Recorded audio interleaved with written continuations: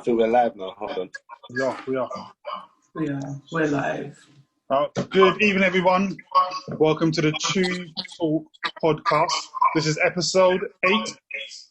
And tonight we'll be talking about signs of the zodiac, what women want and what men want, and also how the 2020 shift has changed and influenced mindset and life and decisions. Tonight, as always, we're joined by the Truuu First Lady, Miss Chili Bang Bang.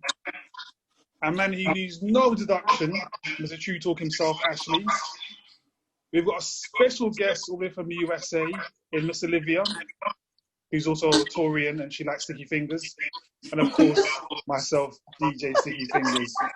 The one and only. We're going to start off with signs of the zodiac, and we'll start with Miss Chili. Okay, so zodiac signs. Well, I'm a Gemini. I'm crazy as fuck, but no, I'm not really. I'm a Gemini, but with zodiac signs, there's so many different parts to it and different elements. Like, so even though my main sign is Gemini, my rising sign is Pisces. If you know anything about the star signs, then Pisces is a water sign, can be quite emotional. And I find the emotional side of me is very Pisces. I've also got, so the time I was born in May, and by the time that I was born, I'm on the cusp. So I'm part Taurus, part Gemini. And I would say that my heart is Taurus, and the way that I use my heart is very, very Taurus. But my overall energy is very Gemini. Geminis get a lot of bad rep. We're considered to be two-faced. They say we're two-faced, but we're not. We're not two-faced in a bad way. It's in a way where you will get, we're both sides of the coin. So we will treat you with love, we'll treat you with respect, with regard, all of those things. But if you push us and tip us over the edge just a little bit, then we will go from 0 to 100 and we will fuck shit up. It's going to get mad. It's going to go a bit crazy. But it does take a lot for us to get there. We're very passionate about our beliefs. We're very kind. We don't like to see people down. We like to uplift other people. That's Geminis. I've had a little bit of a drink tonight, guys. I'm not even going to lie. So I'm a little bit, but I'm okay. But yes, but Olivia, my beautiful, beautiful friend, Olivia, she's the expert. So Liv, over to you. Girl, I love everything that you said, because I think a lot of people think that they're just one sign. It's kind of like saying, oh, I'm only black. Yeah, you're black, but you're not. Every black person's not exactly the same. Every Taurus is not the same. Like, people are multifaceted and diverse. So I think I love that you said that you're rising Pisces, because I'm a rising Pisces too. Oh my God, yeah. Yes. So I'm not an astrologer, guys, but I'm obsessed with astrology. So, like, I've read so many books. All my readings I always include in astrology. But I think that when you understand at least your top 3 signs, like, you don't have to know your whole chart, but if you know your sun, your rising, and your moon, like, you'll see who you're compatible with when you're dating, or you'll see who you're compatible with when it comes to working in business. Like, because Gemini, like you said, it's all about the mind. It's all about, like, words and exchange. So if someone's not evolved, they're going to be popping off at the mouth. But Chitty's evolved, so she uses her words to influence people. So there's always duality to a sign. Taurus, we love nice things. We like good food. We like having money in the bank. Like, we're very, like, earthy. But if we're, like, off, then we could be really greedy and really selfish. So I think, like, knowing your both aspects of your sign, then it's easier to, like, understand. If you understand yourself, I feel like you can understand who you mess with. Like, friends, love, business. It just makes it much easier. Me, when it comes to star signs, before I started kind of talking to Tilly about it, or she kind of started showing me certain things, I just used to think I'm a Leo and that's just the best sign in the world. That's what I just used to think. Like, and then I clocked that most Leos feel like Leo was the best sign in the world. Yeah? And then I got that most people think that their sign is the best sign in the world, regardless. You get what I mean? So I said, I'm not bad for that. You get me? I'm supposed to think that. Do you get what I mean? But getting a bit deeper into it and getting information and learning about star signs and charts and different kind of things, I'm becoming a bit more intrigued and I believe it a lot more than I used to. Do you get what I mean? Before I just used to kind of read the star sign thing in the back of the paper just for the sake of it, just to read something that you get me, that might resonate with me or might be going through, but I didn't really take it literal. And then when I started, when you showed me about my specific chart or something that was more specific to me, and I'm reading it, and then a lot of the things resonate, it kind of made me a bit more open to it and kind of like just believe it a bit more. Do you know what I mean? Yeah, it's so funny because like with this, me and Chitty talk about the signs all the time, and it's crazy because but Leo, like above, like the funny thing, everyone loves their sign, but Leo loves their sign. Like it's like on a scale of I don't know to Leo. It's like I feel like because it's a fire sign though, and Leo is like the performer. Like each so you have an element, right? You have fire, earth, water, and air. But within that, we call that a trine. This is 3. So within each trine or within each element, there are differences that make each sign. So Aries is different from Leo, Sagittarius, but they all have that common theme. So it's kind of cool to like see that, like, if you don't know anything about signs, ask your friends what their signs are, and you'll kind of realize there's probably a common theme of who you attract, even if you don't know anything about signs. Yeah, because I feel like a lot of the closest people to me are either Geminis or Libras. When I check, yeah. And obviously I didn't really thought that was a thing until now. Until now you said it. A lot of the closest people to me are either Geminis or Libras. People that I like the most, you get it?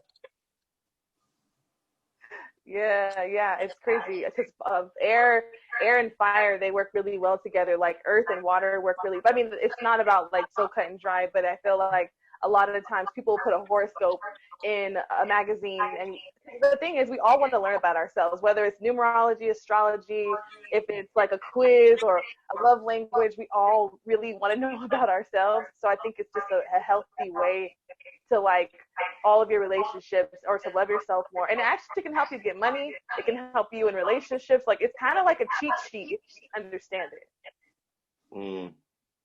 It's true, you know. There's girls that think about this kind of stuff though, because man don't really care about this shit too much.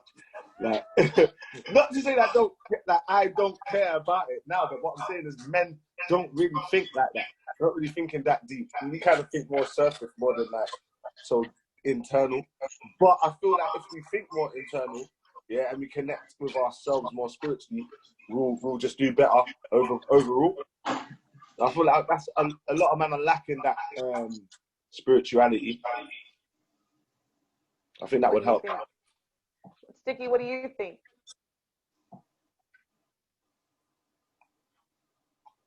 To be honest, I'm not even one for zodiac signs anymore. So I used to think, oh, look, Taurus.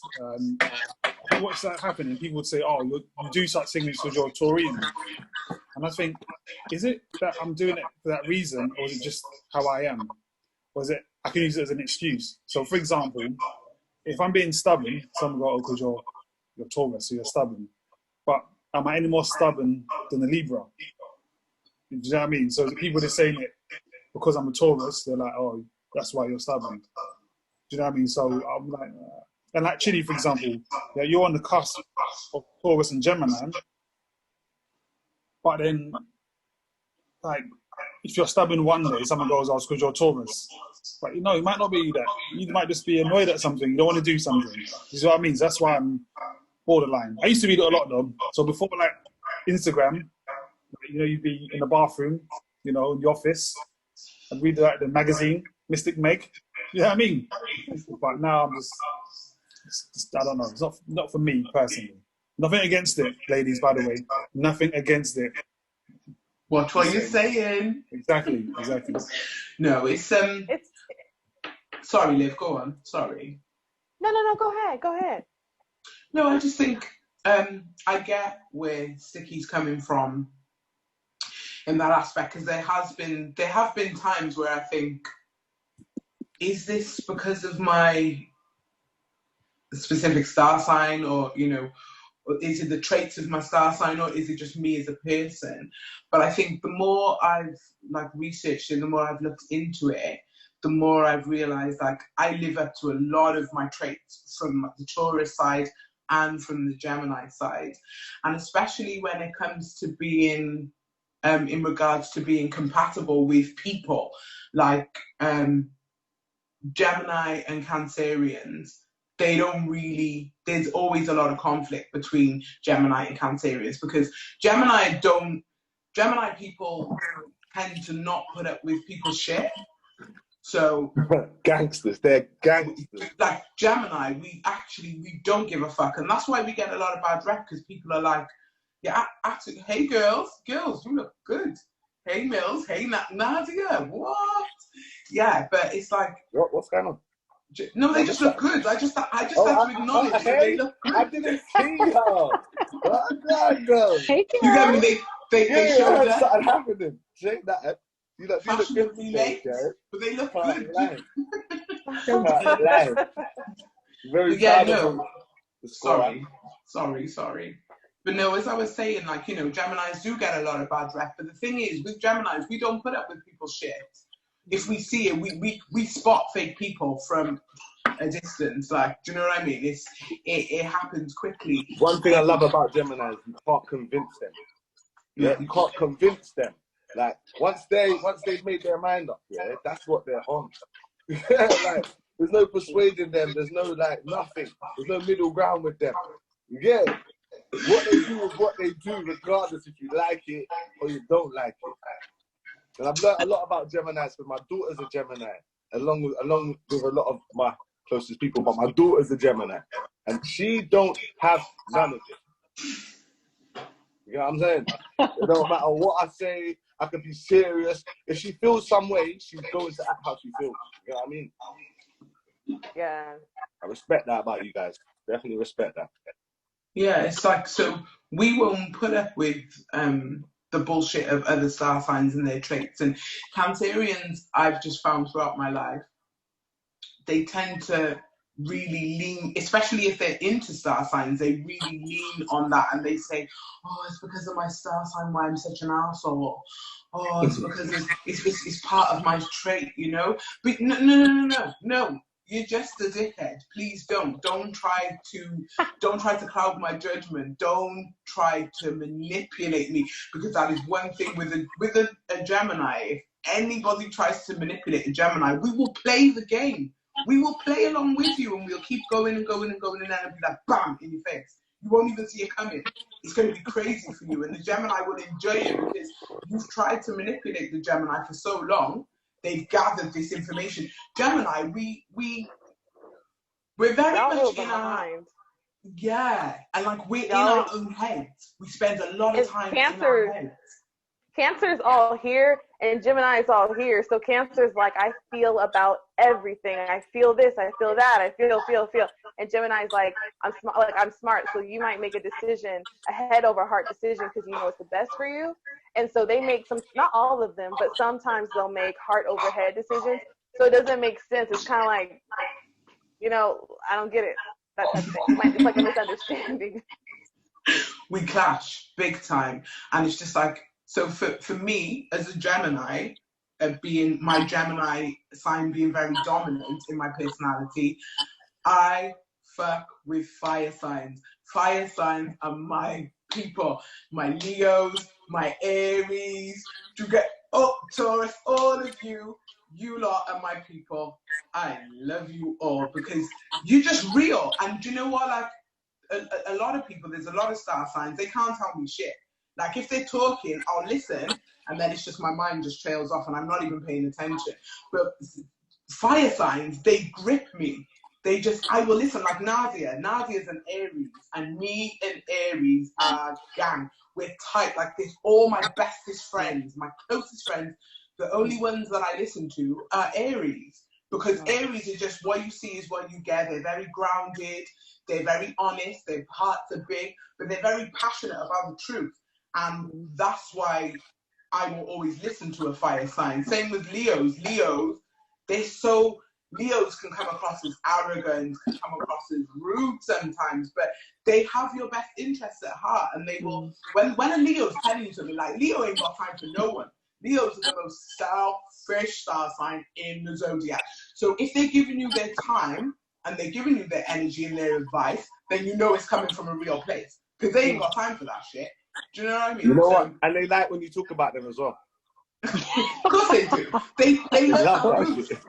Like, Olivia, your video today, I was like, oh, look at that. And she talking to me. Well, it's funny because my mom is a Leo. Today, and she did a Leo video. I did. I didn't even think about it. Like, my mom's a Leo, so I was raised by a Leo. My mom is my best friend. Like, I feel like because of what I do for work and also what I'm passionate about, I always try to see the good in every sign. I personally have, shitty knows, I personally have the signs that I'm like, but like Sticky was saying, like how he doesn't really resonate with like, hey, I did this because I'm a Taurus. I feel like when people know their sign, it's like everyone is like a clusterfuck of signs. There's like so many signs in your birth chart, and they're in different categories. So it's like, oh, it's like that's why it seems like, oh, that could be a Libra could have the same characteristics as a Taurus because he might have Taurus in his chart. So we're all pointing fingers, but if you look at your chart, you're like, oh, I got a lot of Leo, but my sun sign might be Taurus. So like I found out I have like 10 signs in my chart. Like I got every sign except Libra and Aquarius. So I can relate with a lot of people. That's why I'm like, oh, this sign I could empathize. But some people, they have so much of one sign that they're like, oh, I don't fuck with that sign because they don't even have it in their makeup. They just can't relate to it. And when you look at it, you're like, oh, like we're not just one. We're like, we're all connected in different ways. Cool. I'm not really clued up on star signs that much. I mean, Mystic Meg was the one that introduced me to star signs and, you know, readings. But people I come across always say that I'm a true Aries. Myself, Aries. And I know a lot of Aries, and we're very, very similar. Big heart, like you said, Chids. You know, what you see is what you get. But we're also, we can switch it up sometimes. We could be a little bit fiery as well, obviously, being a fire sign. But yeah, I wouldn't say I know who I'm compatible with, but I would say a lot of star signs don't seem to be compatible with all the other star signs, or even their own, if you know what I mean. But I know that I am compatible with other Aries. Does that make sense? Yeah. But I don't understand how can you have all these star signs in your star sign then? It's kind of like when you look at your chart, if someone can explain it to you, it's like your sun sign is Aries, right? So you're like, the sun is bright, that's Leo. So sun is like the biggest part of you. So that's why whenever you read something, you're like, oh yeah, Aries, it resonates with me. But your rising sign is kind of like, say like, so Aries is like a watch, right? A watch that you would wear on your arm. That's who you are. But there's a box that it comes in. That's what the world sees. That's what you allow people to see from a distance. That's your rising sign. So it could be Cancer. So maybe some people, you don't let them see all of you. That's that part of you. And then the moon sign is like how it works on the inside, how the inner workings of it. So it's like each category is a part of the sign. There's smaller bits of you. They're just the small details. They're not like maybe as loud as the sun, or which would be your Aries sign. So it's kind of, sometimes I'll do readings about someone's chart makeup so they could see it, because it can be a little complicated, but Aries is the first. So Aries can be like really competitive, or like, I'm going to win. Like, no, you can't tell me nothing. Like, I'm going to win. Like, it's very confident, and it's very like, it's the emperor in tarot. It's like new rules, new game. Like, and people like that magnetism because it's really attractive. Oh, I like this. I was going to say, keep talking, Olivia. Keep talking. Yes, girl. I'm like. For those that have just tuned in, we've also graced with our Welsh princess Nadia, and also a young lady who says, if you're going to send her a picture, get the angles right. That's Miss Milan. Always looking peng. Ew. You can tell they're late as always. Lie. Always late. Looking mad tonight. Still. Always late. Just so you know, right, Olivia, just so you know, actually, myself, Mr. Truuu Talk himself, Ashley, and our First Lady, Chidi, were always on time.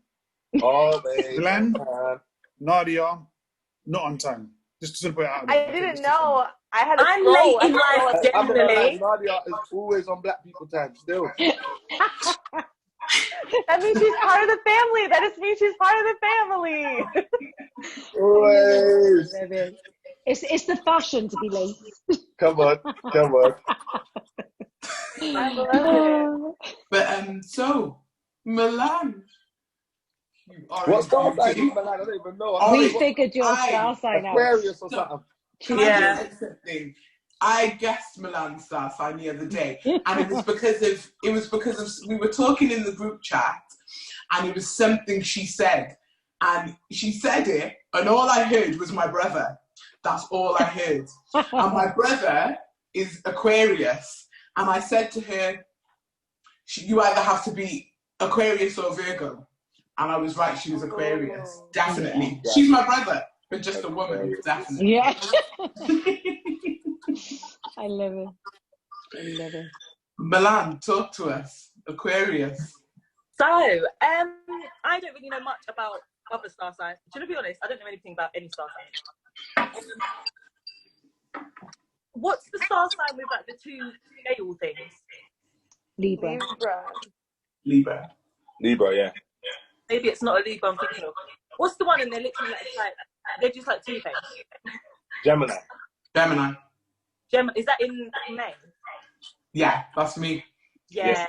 I don't normally like Geminis. I think there's definitely like bipolar traits in there somewhere. Like literally, I can't. Like I haven't got time for it. I haven't got the patience for it. I literally just, if that's a word, it's because I can't. Are you referring to a certain somebody, Milan? Don't say anything. But are you referring to a certain somebody or She people? said it for the first lady. Maybe. No, but do you know what's crazy? Do you know what's crazy though? My brother says the same thing, and it's like because like before you joined, Mills, I was saying that I'm a Gemini, but I'm on the cusp, so I'm part Taurus and I'm part Gemini, and I'll openly say it, Geminis, I can't really fuck with them because I understand it because I have empathy for them because I know where they're coming from. It's hard being Gemini. It's not an easy sign to be. But at the same time, with me, especially Gemini men, like women, I can fuck with the women because I can have empathy for them. But you know, Gemini men, I can't stand them. They're awful. They genuinely are. I just find them to be very two-faced in the sense of where that masculine energy comes in. They're just bitches, and they're so competitive. If like. I was seeing a Gemini guy before. It lasted 2 weeks, because otherwise, like, I would have killed him, innit? It was literally like 20 people in one room when we were together. He was 10 and like he was probably 18 of them and I was 2, innit? Like he was crazy and I thought, no, this is not for me. It was just too much. The energy was too much. Gemini men, it's crazy. You don't know where they're gonna go with it as well. It's quite frightening, actually. So you know, I can feel it. I can get it. I don't think I've go on. Gemini is a hard energy to understand sometimes. It's like I have Gemini in my chart. I have a Venus Gemini, so that's how I am in relationships. And I feel like with Gemini, the scary thing is if you don't know what the two twins are, because every Gemini's twins are different. So Kitty's might be different from someone else. And we all have multiple sides, but Gemini is like Gemini and Pisces are the only ones that are like duality straight up, like just straight up, like it is what it is. I find funny sticks. How women do relationships based on star sign. I was waiting for this. I ever picked a girl based on her star sign ever in life, bro. Like, oh, she's so pegged. but she's a Taurus. Fuck that. Nope. Not doing it. Yeah. Hey, look at her. That's crazy, fam. You see? No, she's a Libra. Fuck that. I tell you what I want to know. Never. I want to know what star sign Sticky is. Oh, that's easy. Do you know what? I'm the best star sign ever. He is. It's that simple. Are you an Aquarius then? No, of course not. No, I said the best star sign. What's that, Leo? Yeah. Of course not. Chidi told him. Olivia told him. He's Olivia a Taurus. In fact, I'll tell you what. Taurus, but No, I'll tell you what. Taurus men are. Wait. Hold on. We'll do it this way. Olivia, what's the best star sign? I think it's Taurus because I am a Taurus. But actually, No. You're right the first time. Facts. Don't stop us from spitting facts. Taurus. It is. So, done. Taurus. Everybody, I can't. Round of Taurus applause for men. Sticky.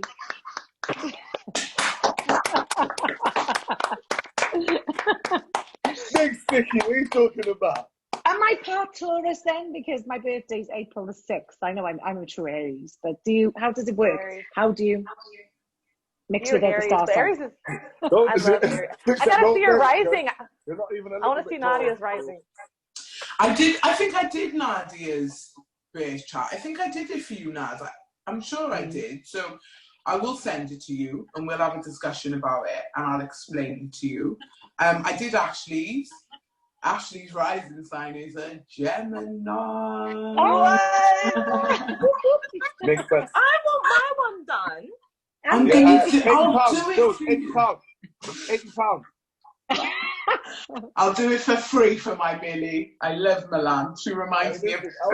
Listen, you see when Olivia said after the end of the video, if you want to pay, like, I didn't say if you want to pay me to do it, but basically, if you want to pay me to do your shit, challenge me. I was gonna holler. I was like, you know what? I kind of want to know some more. I'm not enough. Wow. Tell me some more. I had a reading from Olivia before we got too deep into the friendship and everything, because she's my bestie, innit? She's one of my besties. But before we got too deep into the friendship, I had a reading from Olivia, and I will put it out there. Like, I've had quite a few readings in my time. There's not a lot of people that can read me because I'm too complex. But Olivia, from the beginning to the end, and I'm not even just saying it because she's here, because I would say if it was shit. She was absolutely amazing. She was so spot on. She told me things that I think I buried myself and I didn't even want to kind of even think about, and she brought it to surface. Even down to when I had my reading, it was crazy. I was trying to look for a certain t-shirt to wear just to have the reading with her, but I couldn't find it. And then I put a different t-shirt on and it had like a purple orb, like planets in the middle of it. And when Olivia pulled my final card on my reading, the card was exactly the same as my t-shirt. And I was like, oh, man. Wow. It was crazy. I was like, that shit was crazy. I was like, girls, I was like, I had to send her a picture. Your energy was like, it was insane. Like, you do readings yourself. Like, it's hard to tap into people like that, like you, because you have so much, like, you pull cards yourself. Like, it's challenging because you have so much energy. But for you, it was an honor to read for you because shit was just coming in left, right. I was like, damn. It was coming in. I shit myself afterwards. I think I smoked a big spliff and had a big drink because I was just blown away by the accuracy and just everything that came in. So I would just say to people, if anyone ever wants a little reading, little insight, bit of clarity, just holler at Olivia. Olivia_the_ball on Instagram. I love you. Olivia_the_ball. So just get at her. Can I ask, Liv, do you, can I call you Liv, by the way? No. Yes. Yeah? Liv, No, I don't okay. know. Do you do like one-to-one sessions? Yeah. Oh, Yeah. Hey, Sticks, 1 second, brother. 1 second. Sticks. Newsflash. She lives in America. Bro. Don't That's matter. cool. There's planes Just in for the it. But you record, want the one that's going to be real But sky. he will catch We've a got flight. aeroplanes. He will catch a flight. Real zoomy. Yeah, real We've got zoomy. aeroplanes. Yeah. You gonna fly out here? Summer holidays. You don't want to. Cooler though. Fly out, stick. are Aquarius and Aquarius compatible? Who? Are Aquarians compatible with each other? That makes sense. Oh, that's a really. I think You as know, I don't a really feel about friendship, that one. yes. Mm. I've never been in a relationship with someone who's an Aquarius, but I know guys that are. Yeah. And I've seen them in relationships. So I think as a friendship, yes. As a relationship, no. No. Yeah. So funnily enough, I am an Aries and my ex-partner was an Aquarius. And we weren't compatible. I thought we were in the beginning, but obviously as time would tell, no. Completely different people. You know when they say opposites attract? I'm quite lively, quite confident, chatty, and he's quite reserved and quite, private and quiet. That's what I suppose I went on in the beginning, but then we weren't compatible. So I don't think it matters like that Aries much. needs a Gemini, don't you think, Chip? Pardon? I think Nadia, Aries needs more of like, if you're gonna do an air sign, you need like a Gemini, or Yeah, Aries or Sagittarius, like someone like Aries is very compatible with Aries. Sagittarius, with Gemini and Aries. Especially an Aries woman and a Gemini man, because an Aries woman will be able to put a Gemini man in his place. You'll be able to shut his shit down straight away and keep him balanced. And they love Aries women. They love them. They do. They really do. Hello. But it's crazy. Do you know what's crazy though? I'm I'm supposed to be very compatible with a Libra, and I just find them to be so boring. Like I dated a Libra for a little while, and I think I always fell asleep when we were together. Like it was just really no, seriously, I ain't even trying to put Libra men down, but I just found them to be so boring. Like I was literally yawning. Honestly think, that is the star. It's the star sign. It's the star sign. It's got a lot to do with it. It's an energy. I was just going to say, is it to do with energy? Yes, it's an energy. And star signs are definitely an energy. And for me, it was crazy because every Libra... I'm going to start dating girls based on their star sign and see what. Like, what's a Libra? Like, what month do they go into? What's a Libra? October and what else? September, October. September and October, yeah. But see, Libra women... Yeah, September and October. Yeah, Libra women I get along with so Libra women well. Bruv, too many Libra women in my life to find. Apparently, Sagittarius and Leo are supposed to be compatible. Am I right in saying that? My mum and Ashley, innit? Yeah, she's my... Yeah. You know, if she was 20 years younger, like she said, you know what time it would be. What time? But yeah, it's crazy. I think every star sign is compatible with Leo, though. Oh yeah, come on. I think we're easy to be with. Yeah. Not always. Have you noticed when the lions are very fierce? I dated a lot of Leos. That's why I got into astrology, actually, because I was like, "What the fuck?" Leo changed your life. Leo changed your life. That's how you do it. Taurus is very dominant sometimes, and Leo is very dominant, so they both want attention. So it's like someone's got to. It's like sometimes it can be a power play. Just depends on if the arrangement of the person. Like there are other aspects. But Libra, what Chitty said, Libra, the men, that was like probably the worst relationship of my entire existence. But it's weird. Libra is ruled by Venus. What was your best? The best? Scorpio. Scorpio, my little brother's a Scorpio. Oh, fucking hell. Scorpio. Actually, my mum... My mum and dad are the same.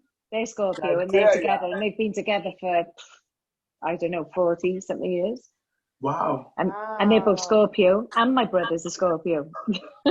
Wow, you got a lot of I Scorpio in think your family. Scorpios love hard. Like when their backs against the wall, boy, and they ain't got no choice, they love hard. You get what I'm saying? They do. And they give They their all. hide it. Very They're all thoughtful. you get me? Mm. I've seen Very that. I've seen thoughtful. that with them. I don't really know much Scorpios though. I think the only really Scorpio I know is my bro. Scorpios are very misunderstood. They say, you know, a lot of people say, oh, Scorpios are nasty, or they're not. They've just got a sting. If you hurt them, they will come at you. But they're very loving and they're very caring and they've always got your back.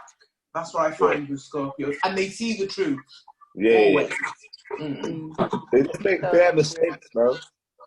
Bare. Yeah. Bare oops. Yeah. Bare. My child is a Virgo. Now, Ashley is on the cusp. He's definitely on the cusp. He's Leo Virgo. Oh, my child, because I'm like near the end. Yeah, you're literally on it. You're bang on it. And my child's a Virgo. Oh. It's hard. Do you know what? It's easy. Do you know what? It's easy for me because being a Geminis have got a lot of empathy for every star sign. So I just look for, you know, the reasons as to why but she is a typical Virgo. She's very challenging. She like everything has to be a certain way. She always has to have the last word. They're very direct in that sense. But like, I feel the Virgos are misunderstood because they can come across as rude sometimes, or people might say, oh God, Virgos are horrible. They're not. Do you know what? They're so loving and they're caring, and when they've got your back, they've got your back. Like my child, nobody could ever really fuck with me because Anima's coming for you. She's like, even at a young age, she's like that, and she does have a lot of Virgo energy. And then her rising sign is Scorpio, so it's big. Like with Anima, it's big. She's so loyal, like loyal to the soil. That girl will have your back regardless, and she'll clock people very quickly. I go by my child's judgment. If she says to me, "Mum," like before, I never used to listen to her, but now if she says to me, "Mum, I don't like this person," I actually take it on board. And do you know, 99% of the time, the child is right. Like she's always said to me, she goes to me, "I love Nadia. Nadia's kind. Nadia's lovely. She's so nice." She said, "I hear you talking to Olivia. Olivia's so kind. She's lovely. She doesn't like sticky." She said, "Sticky means a wet wipe." Because of the name. Because of the name. Look at the face. Because of the name. She's heard He's got a packet of wet wipes. He's got wet wipes. She's heard Milan's voice note, and she said Milan just reminds me of Uncle Kedge. Like she's just Uncle all over. And then obviously Virgos, they adore Leos. They love Leos. You know. So Leos are very empathetic towards Virgos. They will take the time and sit and talk to them and guide them and let them know and reassure them that they're not, you know, that they're not bad. But it's talking nice things about Leos. I need to name it, guys. Affirmation is my love language. Affirmation is my love language, guys. Keep it going. Leos. I'm loving you right now. I'm loving you. Come on. Leos, they do love their ego stroke, man. Their heads are big. Themselves, yeah. Big. True. But they've got every right to, haven't they, Chids? Yeah, because they've got every right to. They own it. They own it. All right, guys. Let's talk about another star sign now. Okay. I don't think I like it anymore. So, which zodiac sign would you say is the smartest? Virgo. Virgo. Yep. Olivia, I thought you were going to say Taurus then. I can't even lie. I gotta be honest. I got a lot of Virgos, but the thing is, a Virgo, like some Virgos are cocky with it. You know, I think Aquarius, it's a toss up between like Aquarius and Virgo, but I feel like Virgos, they can be like, they're very blunt with it. Like, if you don't know that, because they're ruled by Mercury, so they're very, so is Gemini, but they're very like analytical. So they're gonna they're not gonna talk shit unless they think they know. Like, and even if they're wrong, they're gonna prove their case. Like they're gonna you're just gonna think they're right, even if they're wrong.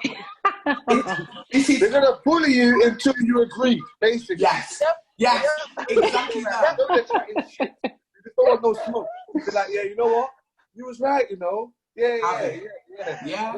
Because they get so passionate, and they're an earth sign. So earth sign is all about what you can see, taste, touch. So they're like, I'm gathering information. I did my research. I read this book. I watched this documentary, and this is why this ain't shit. So you're like, okay, it's fine. I love it. What would you? Sorry, go on now. I was going to say, which one would you say has, commonly, has the best personality? Sagittarius. I love Sagittarius. My mum's a Sagittarius, and her personality. If anyone's seen my mum, met 100%. My mum, if you know my mum, you know that she is the shit. She is so funny. She can adapt to different situations. She makes a joke out of everything. Sagittarians have got an amazing personality. Yeah, I agree. I don't know. I feel like I got it. I don't know. I love I have a really good friend who's a Sagittarius, and she's hilarious. I feel like I don't know anyone who hates a Taurus. I really don't. That's the one to be partial. Not because I'm a Taurus, but I don't know anyone who's like, fuck that Taurus. I don't know anyone who's ever said it. Taurus are just it's the best. They're the best. Quite reserved. They're quite reserved. They observe. Yeah, they're very reserved. But when it comes to relationships with Taurus, still the best. I gotta be careful what I say now. But when it comes for me, back 2 years ago, I was in I don't know what the fuck it was, but I was in something with a Taurus. Yeah. You know what I say to you, yeah? That guy, oh my God, he was hard work. The progression was slow. But you know what? It was, in a sense, looking back on it, I learned from it, because my Gemini energy comes in, I'm very slow. My Taurus energy, I like to analyze things, sit back, watch things, see how things are going. But then my Gemini just wants to jump on you. But I just found with him, it was so difficult. 1 minute he would play games. The games that he played was so fucked up. I remember one time he messaged one of my friends on Instagram, yeah, and then he started this whole conversation with her, deleted the beginning of the conversation, and then screenshotted and sent me everything afterwards. So everything she said. So when I did my research, now if you know anything about Gemini, we are not jealous people. We ain't got time to be jealous. We love ourselves too much to be jealous, especially a Gemini woman is never jealous of another woman. We will embrace another woman and uplift it. It's a woman, if I'm with a man and we see a woman and she's playing and she got a big batty or whatever, I'll be like, if you don't want to fuck her, I will. Do you know what I mean? But it's with Taurus, the Taurus energy, they know how to make a bitch jealous. So he did that. He screenshotted the whole her part of the conversation. And I'd already asked her, I already said to her, oh, you know so-and-so. And she was like, oh, no, I don't know him. He's just on my Instagram. But then, hang on a minute, I'm seeing this whole conversation between the two of you. And then when he saw me get mad, he saw me get angry, he triggered me, pissed me off, he laughed and thought it was really funny. And I was like, why did you do that? And he said, I just wanted to see he's laughing, Chiddy. Yeah, he can relate. He said, I just wanted to see you get mad. He said, I wanted to see that passion in you, that fight. I wanted to see if you would fight for me. They need that, it's almost like, I don't know what it is like for validation. But they need that validation. And he was so but he loved really hard. But you know what? The process was so hard and I was tired of the game. So I had to say to him, bro, it's been amazing, but fuck you kind of thing. And I had to move on. That's another thing with Gemini women. We move on quickly. We keep it moving. You know, once you show us, yeah, that you're a dickhead, it's like, bye, and I ain't looking back. I ain't going back. I've changed 20 times since then. So if you try, like, when the path comes knocking, a Gemini will never answer. A Gemini will never be interested because she, especially a Gemini woman, she's a free spirit, so she's already moved on. But if a Gemini woman gives you her energy, then it's everything to her. Do you get me? If we read some messages, Aries is quite the same. Go on. Aries is very similar. We've got Artist Substance, pick up yourself. She says Aquarians are the best.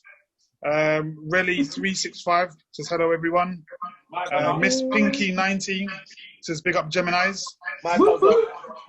Lucas Costo says tarot reading. And Ree 86 says hello.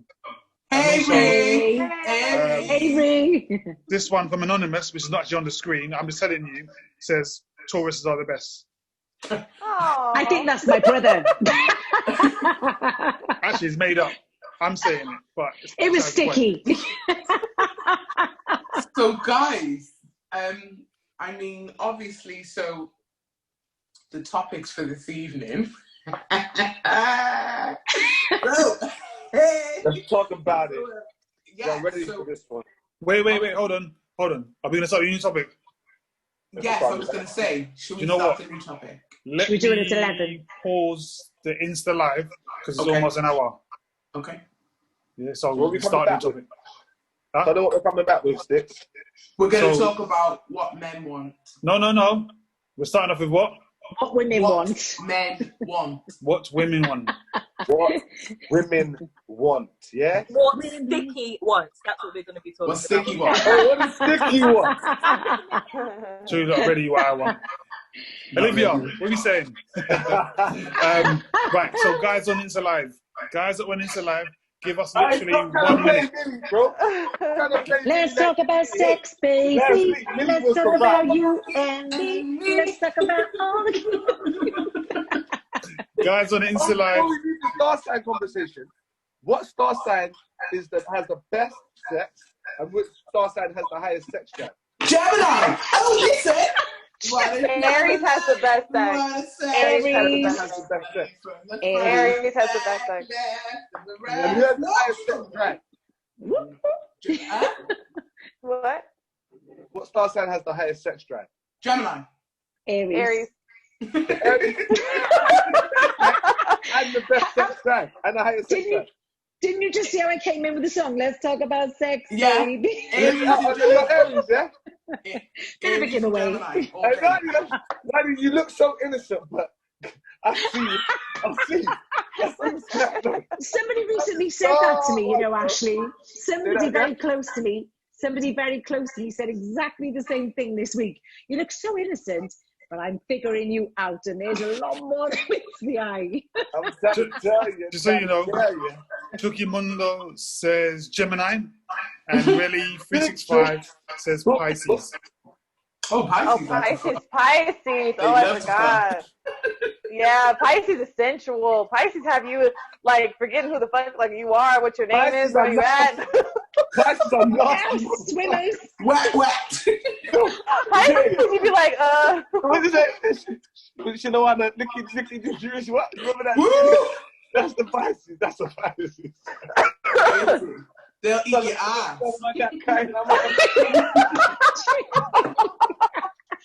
Pisces has no filter. Pisces is going for it. Like, Pisces is like... What months are Pisces? They do everything. When we come back, I'll tell you the story. Pisces will change your life. Pisces will change their life. They got no boundaries. No. Let's go and come back. Let's go and let's come back. Yeah, we're going to go and come back. We're going to talk about what women want, what men want. So we're going to have more. I'm going to make a quick trip. I see that the people are getting excited about the sex talk. So look at that. All right, yeah, so guys on Insta Live, give us literally 1 minute because the Insta's going to stop. It's been an hour. So I'm going to stop it and restart it. Give us 60 seconds. I'm out of my wine, Titty.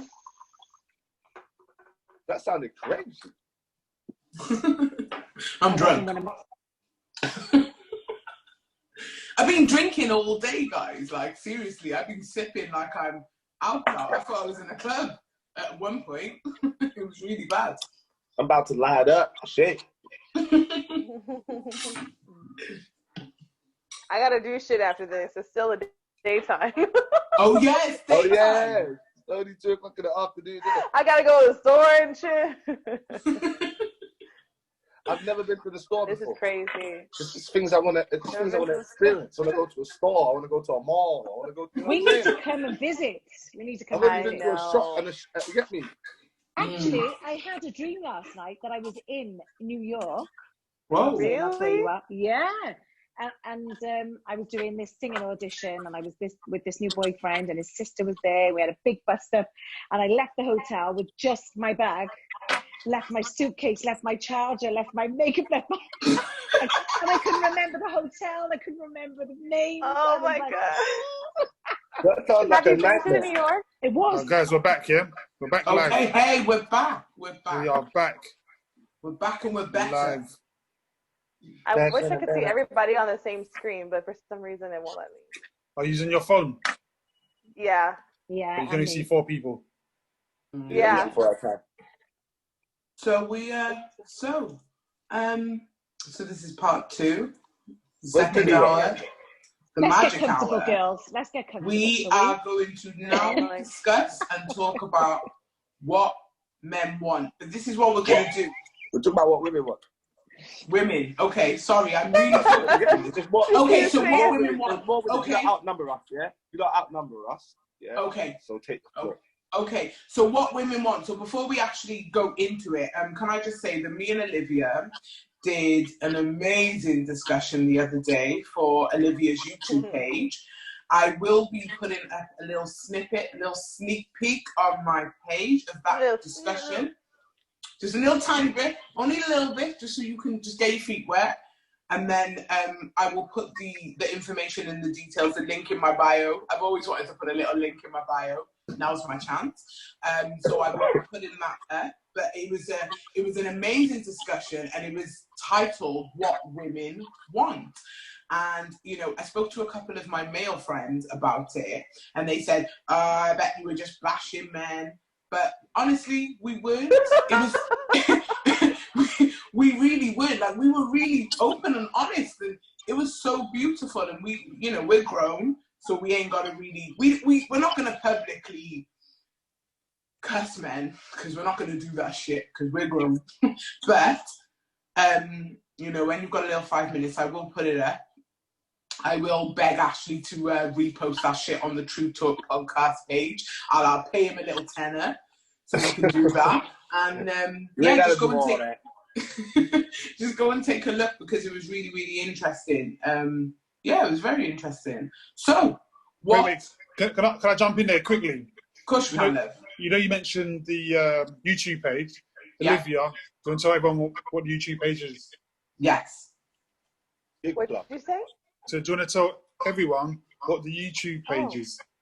Yes, it's Olivia the Bull. It's just like my Instagram, except without the underscore. So it's Olivia the Bull. And I have like lots of tarot stuff on there, but I'm starting to include more girl talks about all the stuff, like what women want, and like I have all this stuff on there. So check it out. Sex. We need more sex talk on there. We definitely do. This is the segue. This is the segue. It's important. It's important to know. It's important to know, I think, who you are, whatever way you find out, and then therefore I think every woman's gonna know that they want different things. But I think the common theme is what we were talking about from our own perspective, what we want. We talked about lots of stuff. We talked about friendship. The funny thing is, I pulled 2 cards. I didn't think I would talk about them, but I pulled 2 cards before we got on this call. And it's funny because I pulled 2 aces. So for women, I pulled the Ace of Pentacles, what we want, which means solid, consistent, security, assurance, like 100%. The lock to the phone, like key solid thing. And then I pulled the Ace of Fire, which is passion, So it's like men are more focused on passion and like more of like the feeling like, oh, and women are like, I like you, but where's the bag? What are you doing? How long is it gonna be? Like, we want security, even though we want passion, but long term, I feel like we want like something solid. Mm-hmm. But that's just I agree. what a pool. I think for me, the most important thing is communication, trust, honesty, loyalty, sex, love, money. No, I'm joking. Get that money, girl. Say it, girl. No, definitely communication, loyalty, and trust for me. Beautiful. Star Kitty, signs what do you want? definitely come into it. Me? What do I want? Or what do I need? We did talk about that. We talked about want versus need. Yes, definitely. And when I say, like, when it comes to needing, can I just put it out there and can I just say, I don't need shit. Nada.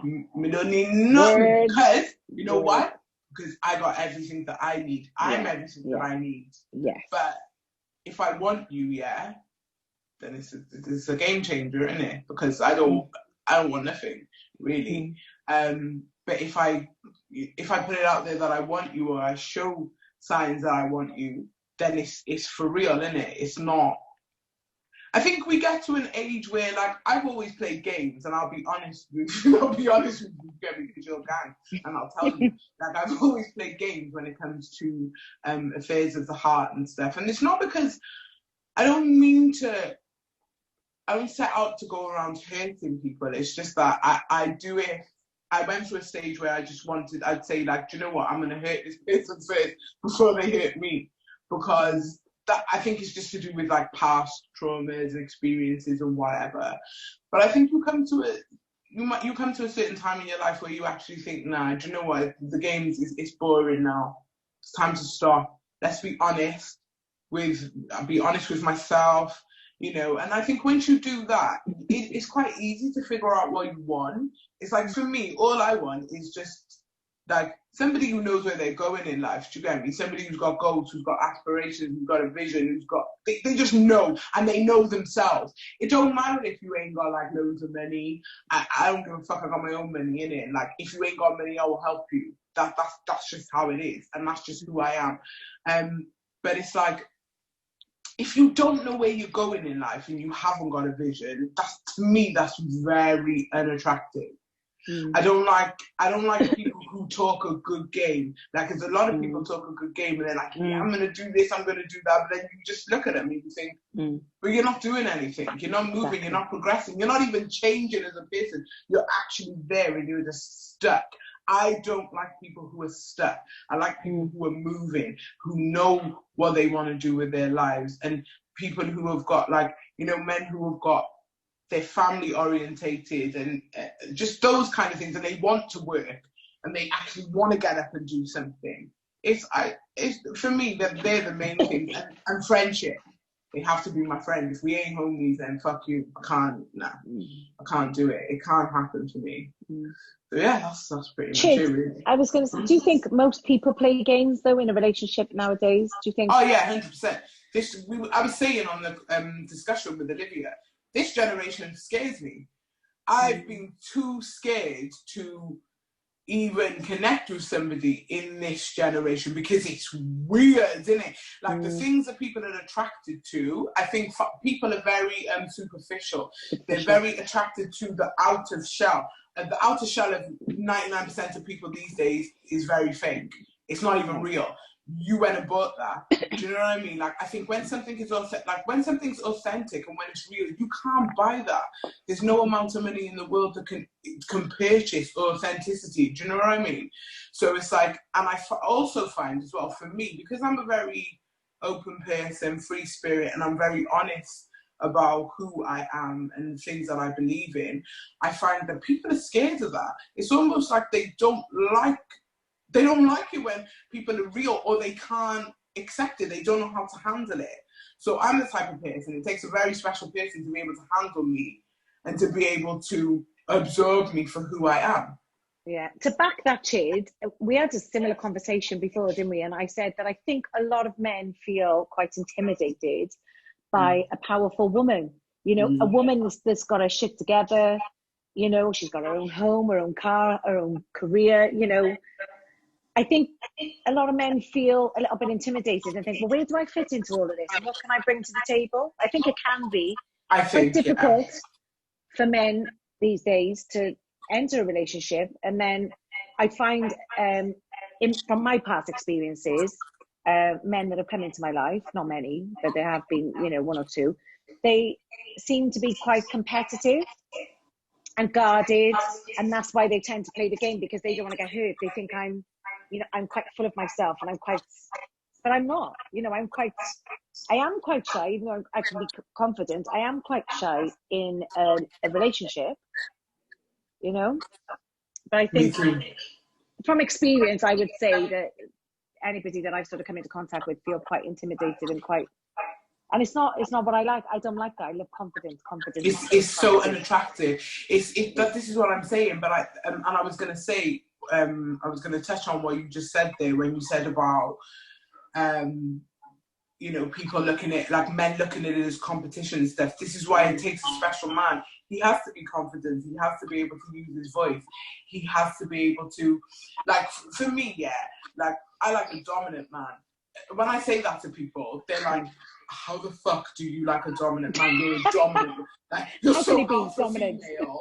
Like, they don't get it. But like, I am only alpha female because I've had to be. I've had no choice in the matter. Like, I lost my dad at a young age, so I never really had a male influence there. And then the male influences I had in my life were very toxic. They weren't good. So I've had to take on that masculine and feminine energy, and it's been really, really difficult in the sense of, so for me to invite a masculine energy into my life, it has to be on certain terms. And I don't like setting certain terms. I don't like, you know, doing that kind of thing. But because of my experiences, I've had to be that way. So I like dominant men.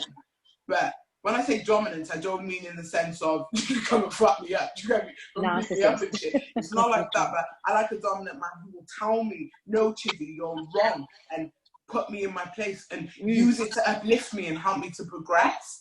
You know, that kind of thing. Don't come and try and shut me down. Don't try and make me be like the person that I'm not. Allow me to be free. Allow me, again, that goes with my star sign. Allow me to be free. Allow me to express myself in the only way that I know how. But at the same time, be able to put me in my place. If a man can't put me in my place, I ain't going to respect you. Like, and it's not, I'm not being horrible. That's one of the most unfair things women say. Like, oh, I want a dominant man, but I don't want my man to tell me what to do. I want a man to put me in my place, but but you can't talk to me like I'm an idiot. Like, it's so contradictory that it's almost unfair. You know what I think, Ashley? You know what I think between you and Chitty, like, and Nadia, what you guys said is that I think certain words are triggers to us. So, for example, she's saying put me in my place, but she really means I want a man that has a boundary that I can't cross. Because if I can cross that boundary, I won't respect you. So, but there are women who are like, tell me what to do. And it's like this contradictory, but I feel like with her, she's saying like, I know I'm a lot of energy. It's who I am. It's not going to change. At work, I'm masculine. With my daughter, I'm masculine. I've been forced to be masculine, even though I'm authentically very feminine. And I just want to know that there's like a safe container for my energy to be in. It's like, I know I can be myself and you hold space for me. So for some women, it might be toxic where they're like, oh my gosh, like, woo, woo, woo, but they like all that stuff. But I feel like for the people on this, I really feel like women just want to know that there's a line they can't cross. They just want to know that there's this safe space for us to be like the water and the men are like the container. So whatever the personality, every woman's different, but it's like you want to feel, it sounds like you want to feel emotionally safe. Like you got the money, you got your stuff, like you got it together, but women who are powerhouses, we just want to know that we can be, like, for example, we're all business women, we're all doing our thing, and it's like, we're always like, so when we have a weak moment, we don't want the guy to think that we're falling apart. We just want you to hold space for us. It's like, I know you're Superwoman, but like when I'm crying, it's not because I'm weak. It's just because I just need to be with someone that I feel safe to be vulnerable. When I'm pissed off and I need to yell and cuss at someone, it's like, it's like, oh, she just needs a release because she's always so strong. She's always so masculine.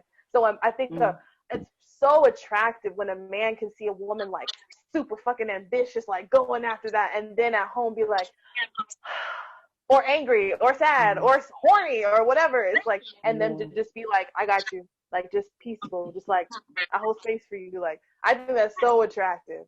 Yes. Wow, I love that, Olivia. That is exactly what women want. You heard so man her. gotta be a can, yeah? So man need to be a can, an empty can that holds liquid, yeah? No, container, Ashley, container. Okay. Container. If a man can be solid, just be solid. Just be solid. Like, every man wants to be solid anyway. They want to be like, oh, look at my girl. They want to be solid. And it's like women just want to be able to feel, even if they're strong, even if they're Oprah. Oprah want to come home to Stedman and be like, look, I can't stand these niggas. Like, she wants to do that. Yeah. And she probably does. And even if she doesn't want to get married or whatever, it's like, you want a man to just like hold emotional space. Like, I can pay my own bills, and if you pay them, cool, but I don't need you to. Because I've had guys who've like, oh, hey, what's your bill this month? And I'm like, no, I got it. And he's like, here, I put the money there. And I'm like, oh, okay, that's kind of nice. I don't need it, but I like it. I'm a Taurus. I like it. Yeah. I appreciate you. Go on, Ash. No. I'll just reply to that. The shit, I'll take it. You get it? I get it. If someone wants to give it to you, there's no reason not to take it. Your message. Deji says, I think naturally women crave dominance and men crave submission. And Shanti Abbey says, well said. I think talking about Olivia. Yeah. Oh, lovely. I think what do you it's definitely, we can't obviously speak for all women, but I would say the women on this group at the moment, we're all quite similar, like you say, Olivia. We're quite business-minded, independent, strong, confident women. Not all women are the same, like not all men are the same. So there are some women that are more submissive and are more reliant on a man, financially, physically, mentally, so we can't really speak for all women, but I would say, depending on what type of woman, what star sign she is, it's gonna be different, isn't it?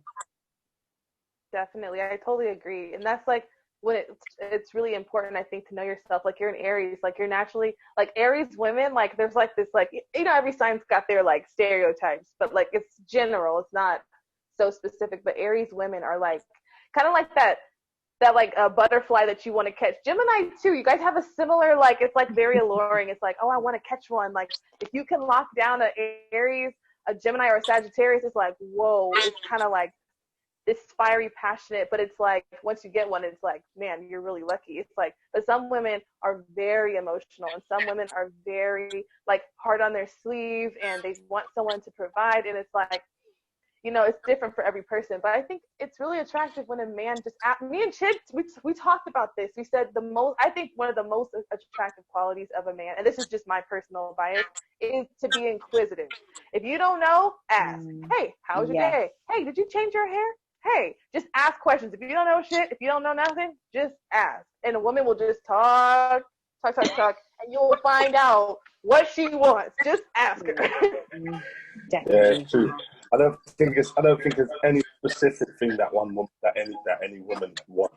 I think there's definitely different type of women that want different type of things. And some girls, they don't want you to do nothing for them, and some girls want you to do everything for them.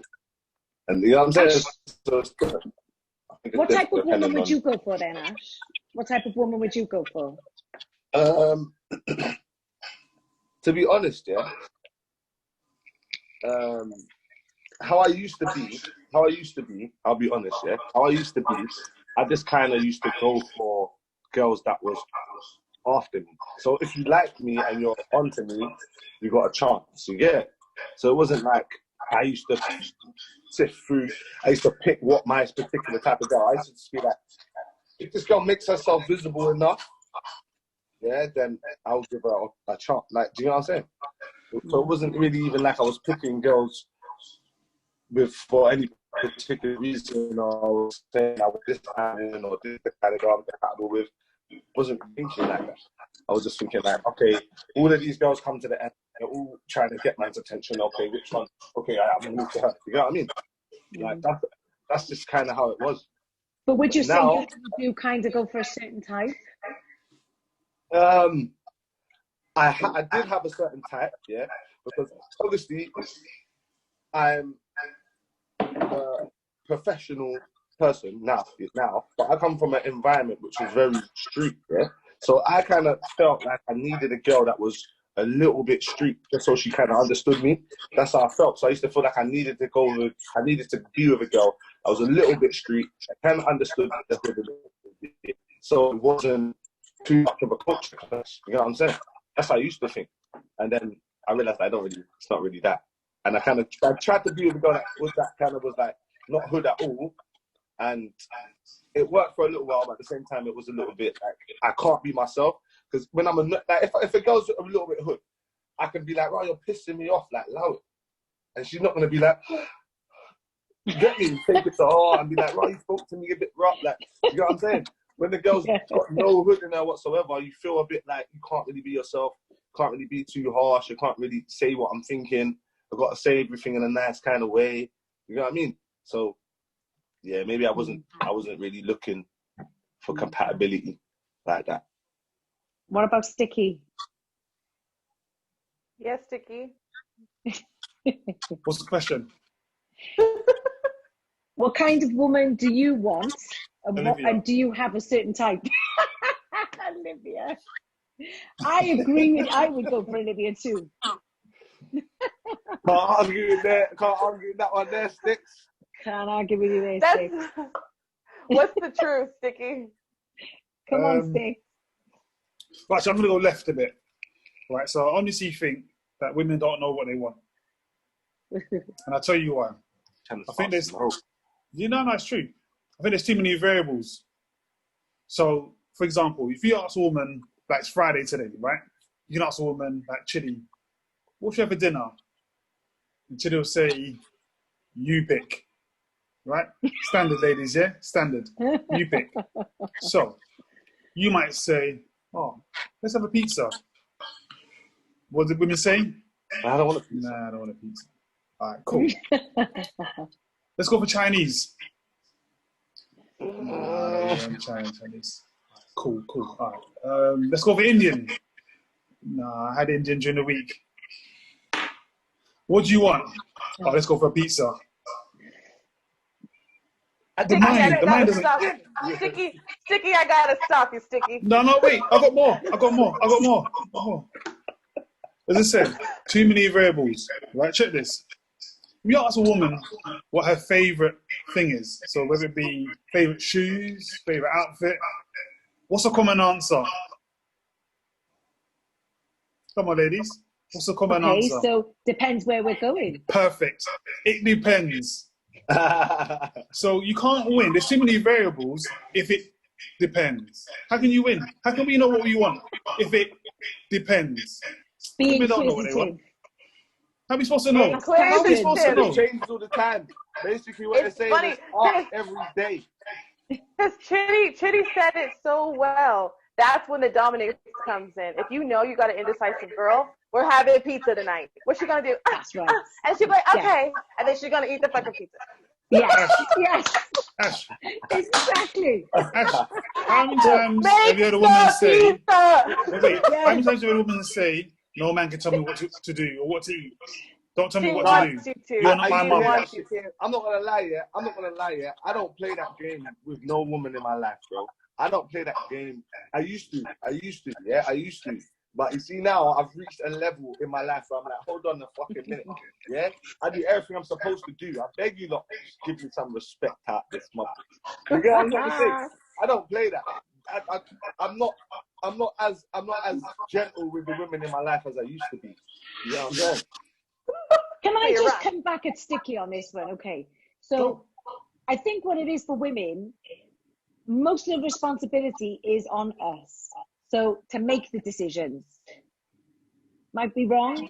But I think, you know, if you're going to say, what am I going to, like Olivia just said, you know, make the decision for us sometimes. Let us have a little break and just be, like Chizzy said, be dominant, be the decider, you know. I think sometimes I feel like a lot of the pressure is on us to kind of keep things together. Hold on, actually, let me counter that. Sorry, hold on. Remember, your common answer is, it depends. It depends. We can't win with it depends. We just can't win. It's impossible. You know what I'm going to say, Sticks, yeah? Just to defend them a little bit, yeah? I think, yeah, they would tell us exactly what they want if they genuinely thought we would do exactly what they want. You know, like that? Because this is what I'm coming to, yeah? You see, like, when you start being more consistent, because I never used to be consistent. I used to be like, yeah, I'm going to do that. And if I don't want to do it, I just don't do it. You get it? But now, if I say I want to do something, I always do it, yeah? So when people want something from me, they don't feel a way to say, yeah, I want this, that, to the point where it's all annoying now. Do you get me? Like, I wish people would feel a little bit awkward to tell me what they want, but they don't, because they know I'm going to actually try and do it. So I think if more men actually did what they were asked to do, women would be more clear about what they want. That's just the defense. That's fair. Okay, so what do men want? Hold on, wait. Let me read a substance message. She says you can't compare relationship wants and tangible things. Yep. That part. You better stop that kicking. Get out of there. What does that mean? What does that mean, bro?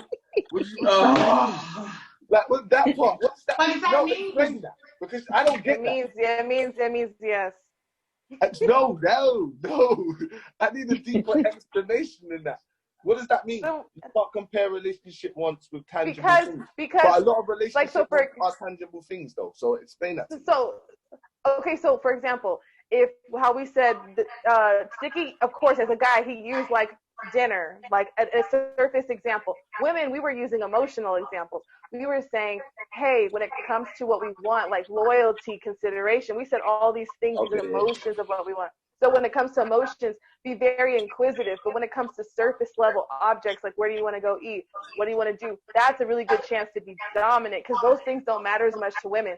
We care about the meaning behind things. So we care about, like, you know, the text in the morning, the consistency, the love making, the styles, the acknowledgement, the acceptance. And then they like, okay, what are we going to do? You guys care about the surface. We care about underneath. So if you can be more dominant with the surface, we really don't give a fuck about that. We care more about the emotion, about you taking the consideration to, you know what I like to eat. You decided. Boom.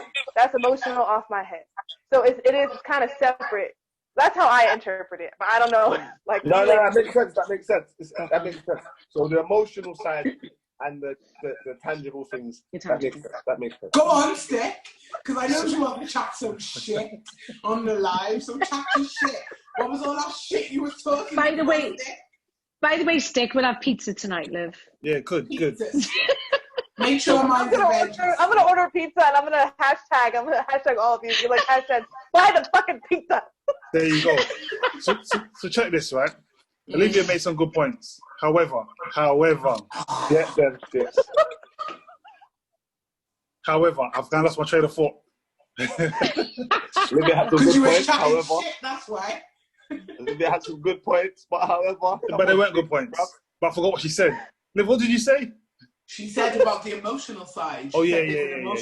Yeah. Thank you. So she says, we want a man that does this, that, and the other, right? However, all those men you want are too nice and are in the friend zone. Get out of there. I ain't got time for it. I ain't got time for it. I ain't got time for it. What do you consider the friend zone? The guy that you're not dating, the guy that wanted you and had all the things that you want, you said he was too nice. Oh, because we had a side conversation. Me and Chitty did talk about this. I said that I said that there's some guy. Some girls say nice guy versus bad guy, and I was saying I feel like it's more boring guy versus intriguing guy. Because not every nice guy is boring, and not every intriguing guy is bad. But I think we always like. I feel like boring guys aren't inquisitive. They just show up. They want you to decide everything. They're not. They don't really care about what's going on in your life. They just like, oh, it's pretty, like let's smash, or hey, let's go. It's like I feel like I haven't had an experience where a guy has tried so. Not even so hard, but like just tried a lot, and I'm like, oh god, no, you're so boring. I've had a guy who maybe thought he was, and I vocalized, this is what I need this, and they just couldn't give it to me. And I've been trying to be really vocal, because I'm not going to just cut you off without telling you. Like now I'm like, hey, I don't think we're that compatible, like, hey. And Chid knows, because I just had a situation, and I tried for like, I just kept trying to say it, and then he said, yeah, you know what, I have been a little standoffish, I need to do this, I need to fall back, I think we should just be friends. And I'm like, that whole time I was feeling it, but I couldn't really put my finger on what it was, and then he confirmed it when I told him. So then it was like it just wasn't going to work out. Kids, before we come on to you, so to read a message quickly. Substance says, we don't want to ask you what we want for dinner, but can't tell us what it is. And Shanita Abbey says, haha, I love you guys. Obviously, she's talking about me, but anyway. Kids, what do you think? We love you, girl. We love you too. I think the man should say, babe, tonight, I'm going to cook up a storm. I'm going to cook for you. And this is what we're having. Yes. Have you got any allergies or dietary requirements? You get me? It ain't hard. I'm a vegetarian. I eat fish sometimes, or I'm a pescatarian. As long as you cook me that, I'm cool. Do you get me? It ain't He's in the friend zone. He is in the friend zone. No. Not necessarily. No, he's ticking boxes. He's trying to marry me. But I do feel like I have seen material a lot of girls, husband. a lot of women go for guys that are not good for them. And then when the guy that's nice and the guy that does the right things, and he might not be as good looking as the other guy, but he don't really get a chance. You know what I'm trying to say? Thank you. Yeah, but doesn't that work both ways? I've even been in situations where I'm the guy thinking, why are you coming to me, bro? Why are you going to come to me? And this guy really like, you get what I'm saying? The girls like when you don't want them. It's dumb. Like, girls enjoy, like, feeling like they need to get your attention, rather than someone who's already given them the attention. Not all girls, not all girls, but I've seen it, and we've all seen it. If we're honest, obviously we're both male and female, so we want to be on one side. But if we're honest, we witness it. Well, there's fuck boys and there's fuck girls. So it's like once you're used to it, you're like, oh, I can see that a mile away. Like she's just gonna be into me, and like she's gonna like let me cook for her, and then she's gonna f me, and then be like, oh, we're friends. So then you'll start to be like, because I think it's unfair sometimes that women, like men are like, but there's girls who are like this, but girls deal with it all the time, and we still are like, I want to get married. Like we know, we start to learn what the signature looks like. If a guy is only interested in this, and I think guys, there's fuck girls too, like, and they'll. Yeah. But girls can't really tell that well. It's not like with guys, it might be easier to tell, innit? With girls, it's a lot more difficult. Girls are very, very good at lying. Man. I agree. A girl show you to your face that she's the loyalist girl in the world. You might believe that shit. You get me? I agree with that. I definitely agree with her phone drops out her bag, and then you get me, Damien sent a dick pic. You're like, oh, Damien, no, it's not her. She's not doing that. You get me? So it's like, with men, you know. With men, you see how they move like that. It's hard for men to hide it. But I have dated a Libra. On the online moving a bit. You get me? Like with men, you know the type of man. You know that he's a guy. He's a man who's out there. He goes to the raves. You know what I'm saying? Like, you know. But actually, no. But actually, I have dated a Libra. Not saying all Libra men are the same, but I dated a Libra where he's like, hey, I want to be with you. Hey, here's the key to my house. Hey, here, meet my family. Hey, move in with me. Hey, all the things, like, waited, did all the stuff, and was like the worst person I ever dated in my life. So I know, but he was more of a feminine guy, so I can see how men can get played by, they say all the right things, they do all the right things. But then after, in retrospect, do you look back and you always see the red flags when you look back. Like, so if you've had a girl that friend zoned you, you can say, well, maybe she did this, or maybe he moved me in too quickly. Like, why would you? That's kind of like a codependent thing, or like, kind of like, because I feel like after that, I didn't attract that anymore, but I was played hard. Like, I was played hard, like, for 2 years. But that was the first and the last, honey, because I was looking at, like, okay, like, how did I get into the situation with someone who was a con artist? Guys, let me read some of the messages.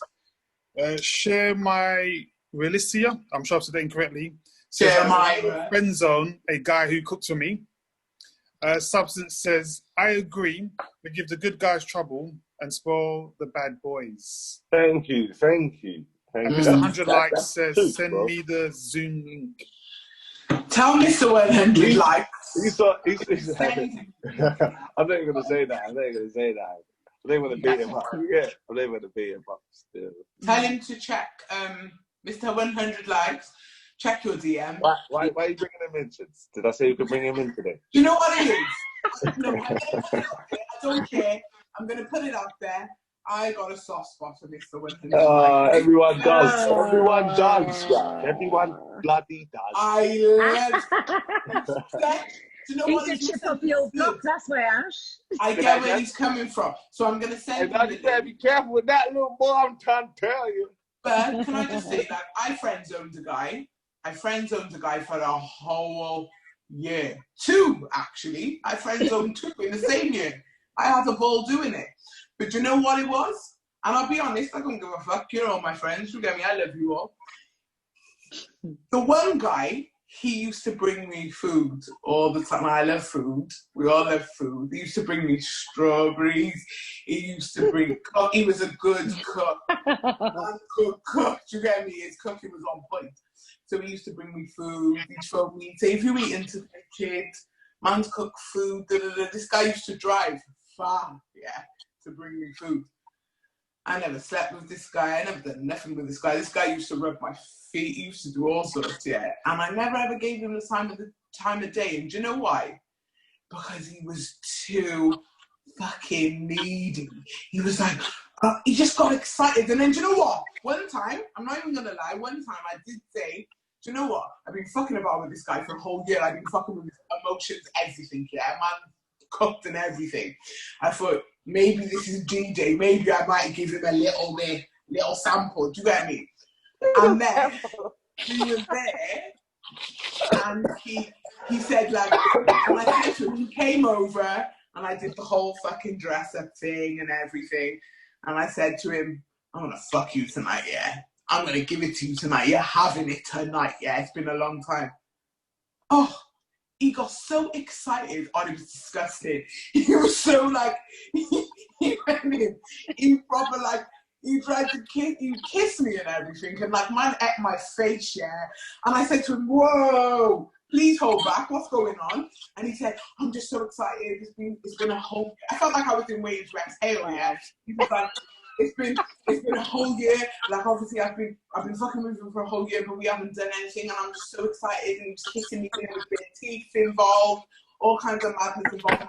Yeah, this is it. Where there's a bad boy now, I'll be honest with you, a little bad boy, especially them South London boys, Swear because I was giving up on the first night because, and this is why, and it's not because they're running game on you. It's because when a man is sexy and he's attractive and he's showing you his dominance and he's showing you, he might be a bad boy, or he might be all these things or whatever, but at the time, when it comes to sexual reasons, that shit is good. You can't say it's not good. That shit is fucking good. If a guy's showing you his fire, and he's saying, listen, I'm on that, you get me? If I'm presenting myself to you and showing you certain things that I want, and you're going to give it to me, choke me. I don't care. I love it. You get me? Let's be honest, we're grown people. So sometimes when a woman friend zones a man, it's because he's not showing that dominance. Sometimes it's a little bit pathetic. His behaviour is a little bit pathetic as a man. But then there are nice guys who, when they can be a nice guy. You know what's mad?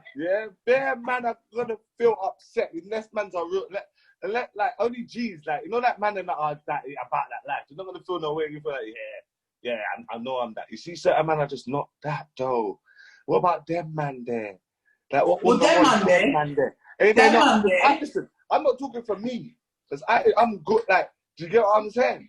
If I know now, as I'm 29 now, yeah, 30 next month, yeah. If I want a gal, man can get a gal. It don't matter. Man, Bad no, man. yeah. But what about the man that don't know that though? What about the man that are more reserved? What about the man that are Okay. more? So, Chitty, but You know what I'm you know, saying? Chitty, the Chitty, you know, the person I was just talking to. I met this guy. He was really cool. I thought he was really attractive. We talked. It slowly built up. And then when it was about time, and I was like, well, let's do it. He was like, actually, I want to wait. And I was like, what? And he was like, yeah, I want to wait. He's like, I don't just get intimate with people. Like, I want to see, like, and he was really open. And I was like, I had never had that before, so it was the reverse. It was the same. It was like, wow, he's got standards, he's got morals, like, and then he wants to get to know me. And so I was just like, and it was the same effect as the guy who was just like pounce on it, because I was like, damn, it made me think, it made me get my emotions, and I was like, wow, that's really attractive. A man who can have any girl who's gonna be like, actually, I want to wait. So I feel like it's both ends. It's like, it's this energy. It's not just like the bad boy. It's just the energy of that confidence, like confidence to say no, or confidence to be like, hey, come here. Like, it's just attractive to me. It's like a man who's like sure about what he wants. He's not like playing all these games. He's like, hey, I want you, come on. He's like, oh. Or if a guy's like, nah, I want to wait, I want to get to know you. A woman's gonna be like, oh. Either way, we want to feel like that man is like, he knows. makes you wet. It makes you wet. Be real, isn't it? It does. It does. Yeah. Yeah.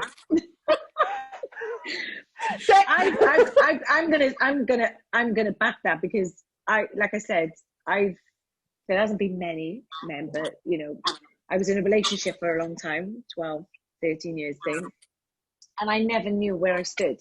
And then I've got a friend, so you know, they said that I think the best relationships start with a friendship first.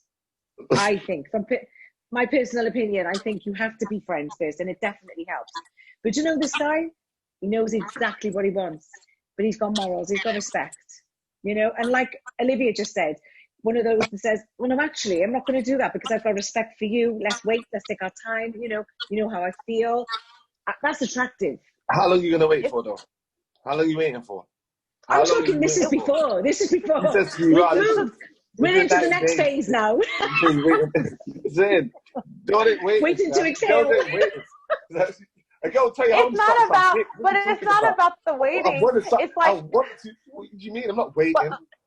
But a woman who tells a guy that she's gonna wait, a guy is gonna want that girl more, because he's like, dang, like, yes, it just does something to your mind. Did you want that man more? How long did you want that man for? I wanted him. Did you wait until he was ready? Yeah, I did. And it made me only want to, like, I feel like it's either way. I've had guys that I've had long relationships with that I hooked up the first night. I don't feel like it's like, oh, if you do or you don't. I think I look at things as energy. Like, how does it feel? How's that person? Like, I'm into that deep shit. I'll be swimming in the water. So for me, it's not like, oh, 1, 2, 3, ABC. It's like, this person is sharing something that's intimate with me, saying, hey, I want to wait. Like, I want to build something. And then the guy who's like, hey, I want you right now. Either way, it's my decision. But I feel like I've had it where I've been equally attracted to both guys. One I waited for, and one that was right away. And like, both, it just depends. But I feel like, I don't know. I feel like I look at it as boring versus intriguing, because you can do nice things for me, but you still got to be interesting. You can't be like this yes man. Like, even I've had guys cook for me. He's like, here, grab the thing and start peeling the potatoes, or hey, like, you know, go watch TV while I cook for you. It's still like telling me, like, it's still like, I don't know, it's an energy thing. It's not just like a yes man, like, oh, I'm so nice, like, I don't have a backbone. It's like, it's still like a balance. Like, it can't be all one or the other. Well, move on messages. Mick Locus says he had a boyfriend. That's Olivia. Say that again. Like the guy. So they say he had a boyfriend. Okay. So you know, he said he wanted to wait. He's trying to say that Olivia's man had a boyfriend. That's why he didn't. That's why he wanted to wait. Oh. that's what it is. And you can make a guy gay to want to wait. No comment. That wasn't my comment. That was Mick Loco. And Substance says he better run after 30 days. You better run after 30 days. 60 Why? days. Saying what? Well, it 30 days. wasn't that long. It was just like a couple of days. But I mean, Yeah. I think everyone's situation is different. Yeah. It just depends on the person. No, I think so because I think I had a definitely different is. relationship. One I had like it was the first day, yeah, but I was with her for time. Do you know what I'm saying? And it was one of the most valuable relationships I had. To learn a lot from it. Yeah, and then there was one where we literally waited for month. So like first she was on this waiting thing, and then I kind of felt like I wanted to do the dating thing. Like I actually wanted to go out to bars and go out. You know what I'm saying? Because I never did that like that. Well, actually, I did that with the relationship I was in previously, but she was only kind of like not enforced it, but introduced me to it. Because I'm from the hood that we weren't really, you know what I'm saying? We were saying, there, come link me. It's man and do it. Maybe at my house. Yeah.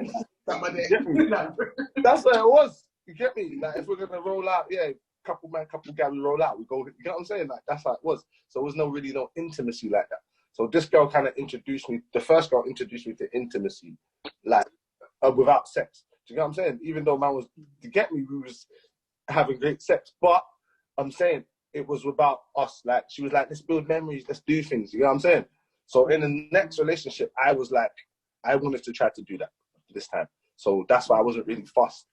Like when we have sex, you know what I'm saying? I wasn't really trying to pressure it. I was just like, oh fuck it, let's enjoy, like going places and doing things, and you know what I'm saying? So Friendship first. Yeah. But still, kind of got old. It got old fast though. It got old fast though. Not gonna lie. It got old fast. Yeah. So did I've been doing this sentimental shit for way too long. Yeah. Freaky enough for me, mate. But I think it all depends on the individual and how you are mentally at the time. Are you prepared? Are you ready? Definitely. You know, I agree with that. I definitely you need to be. You need to be open. I mean, obviously, you don't want to be too open because you don't want to scare the other person off and say, like, well, I want to get married and, buy a house. So you need to just, but I think honesty is the best policy and you need to be ready. And, but then sometimes it could happen when you aren't expected it, when you least expected it. It's so true. It is so true. Because I did the whole dating thing. What year are we in? I think 2020. I don't even know where I'm at. Because I did the whole thing. I can't even fucking remember, to be honest. But I went through a long stage. I was celibate for 2 years, yeah. And like, them 2 years were the best.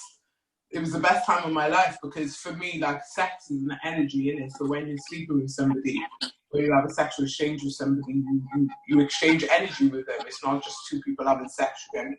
So I removed that part. I removed that act from my life. And I was just dating people. I said on the discussion with me and Olivia, there was one point I was seeing 4 men at one time. I wasn't sleeping with any of them, but all 4. Do you know when I say they were on me? They were on my body, yeah. And it got to.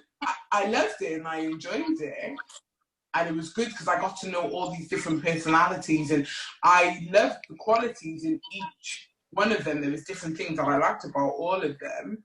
But like, the one guy, he was just too heavy. I just felt like I felt like I was in a whole relationship with him. I felt like he was my husband. It was way too much. And then the other guy, we were really close. We were really into the same things, but we clashed a little bit. And then for me also, it got very confusing because I was calling this one that name and this one another name. And I was always open with all of them. Like, cause my head is a bit fucked. So, like, but I was open with all of them, and I told them, like, this is what I'm doing. I ain't sleeping with none of you, but I just want to get to know all of you just to see what's good, innit? Because I just wanted to take things. Sometimes when you take sex out of the equation, that's when you really get to know someone.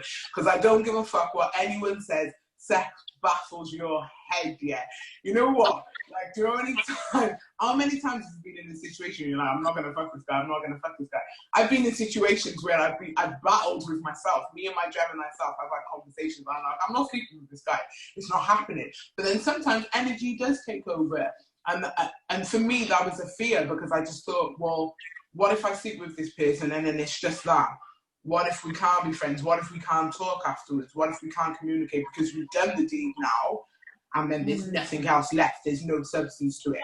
But I think if you can move beyond that, that's why I was having a discussion with my friend the other day, and she said sometimes, you know, it's good to wait. Yeah, it is good to wait. I do believe that. But then sometimes energy takes over and you can't. But it's what you do beyond that. If you can still continue to be friends beyond that and still build something, then you're good. It's down to the individual, isn't it? But yeah. Basically, I'm just trying to fuck. Imagine, but imagine waiting. Imagine waiting. This is a real question now. Imagine waiting, say, I don't know, 3 months or more, and then you get down to the nitty gritty, and the sex is whack. It's the worst. It's the worst feeling ever. What? That's right, though. Can I just say something, though? Can I just say something?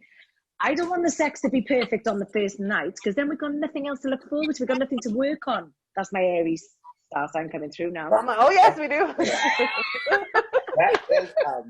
You know, you need to... come on, let's be fair. Hit it right the second time.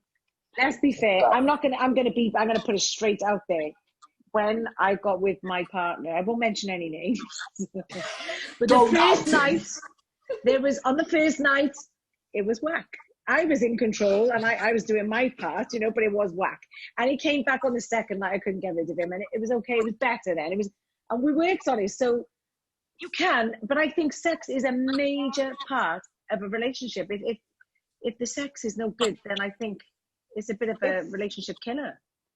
100%. It's so true. It's a big part of the pie. It's a big part of the pie. Because I've done that where I waited. This guy, no star signs I'm going to name, but this guy a while ago, we waited. We were friends. It was great. Like, we had a mutual friend. I even spent the night, and we were like, okay, we're going to, like, it's going to happen. And then it was just like, wow, 3 months, huh? 3 months of all this. Man, like, and but it wasn't because it was just whack. Or it was just bad, or it had nothing to even do with size. It was just like the chemistry wasn't there. So it just felt awkward. Because sexual compatibility and chemistry and energy is a thing too. You could be cool as friends, but then someone could be, it's an energy thing. It felt forced. Yeah. It's true. Sorry, can I just ask a question quickly? Is there a problem with the podcast? Because somebody just messaged me saying what happened to the podcast. Tell them we're live again. Right, I did say they were live. Okay.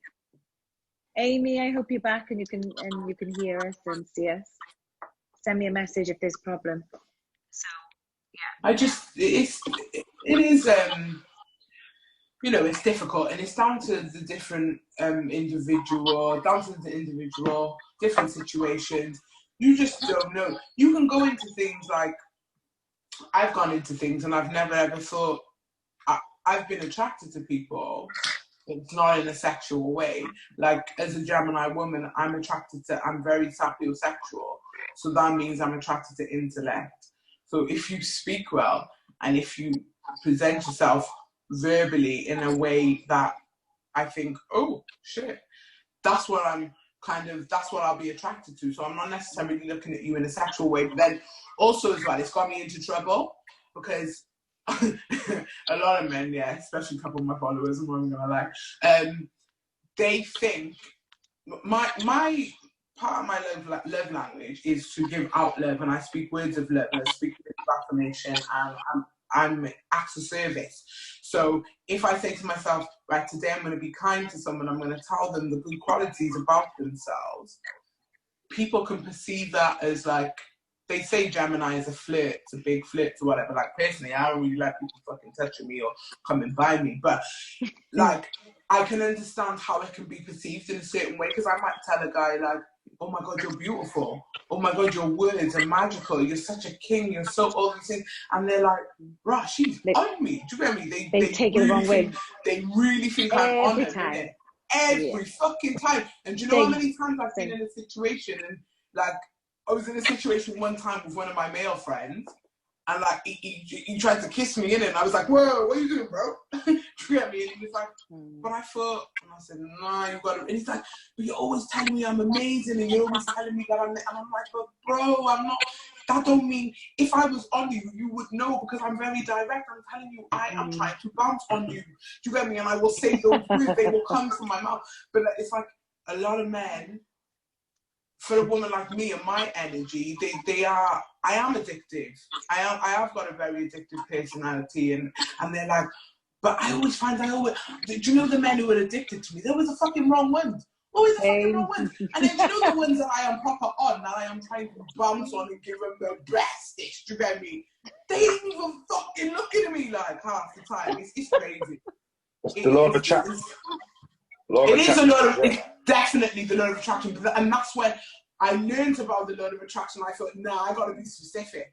I need to be very specific about what I want and who I want to attract, because I'm attracting all these motherfuckers. And, like, I don't want you like that. I don't want you like that. And it's not because of you or because of who you are. It's just because I don't want you like that. I don't want to bounce on you. I mean, I might want to bounce on your brother or your dad.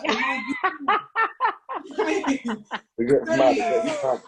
I just think we got to talk about what men want, man.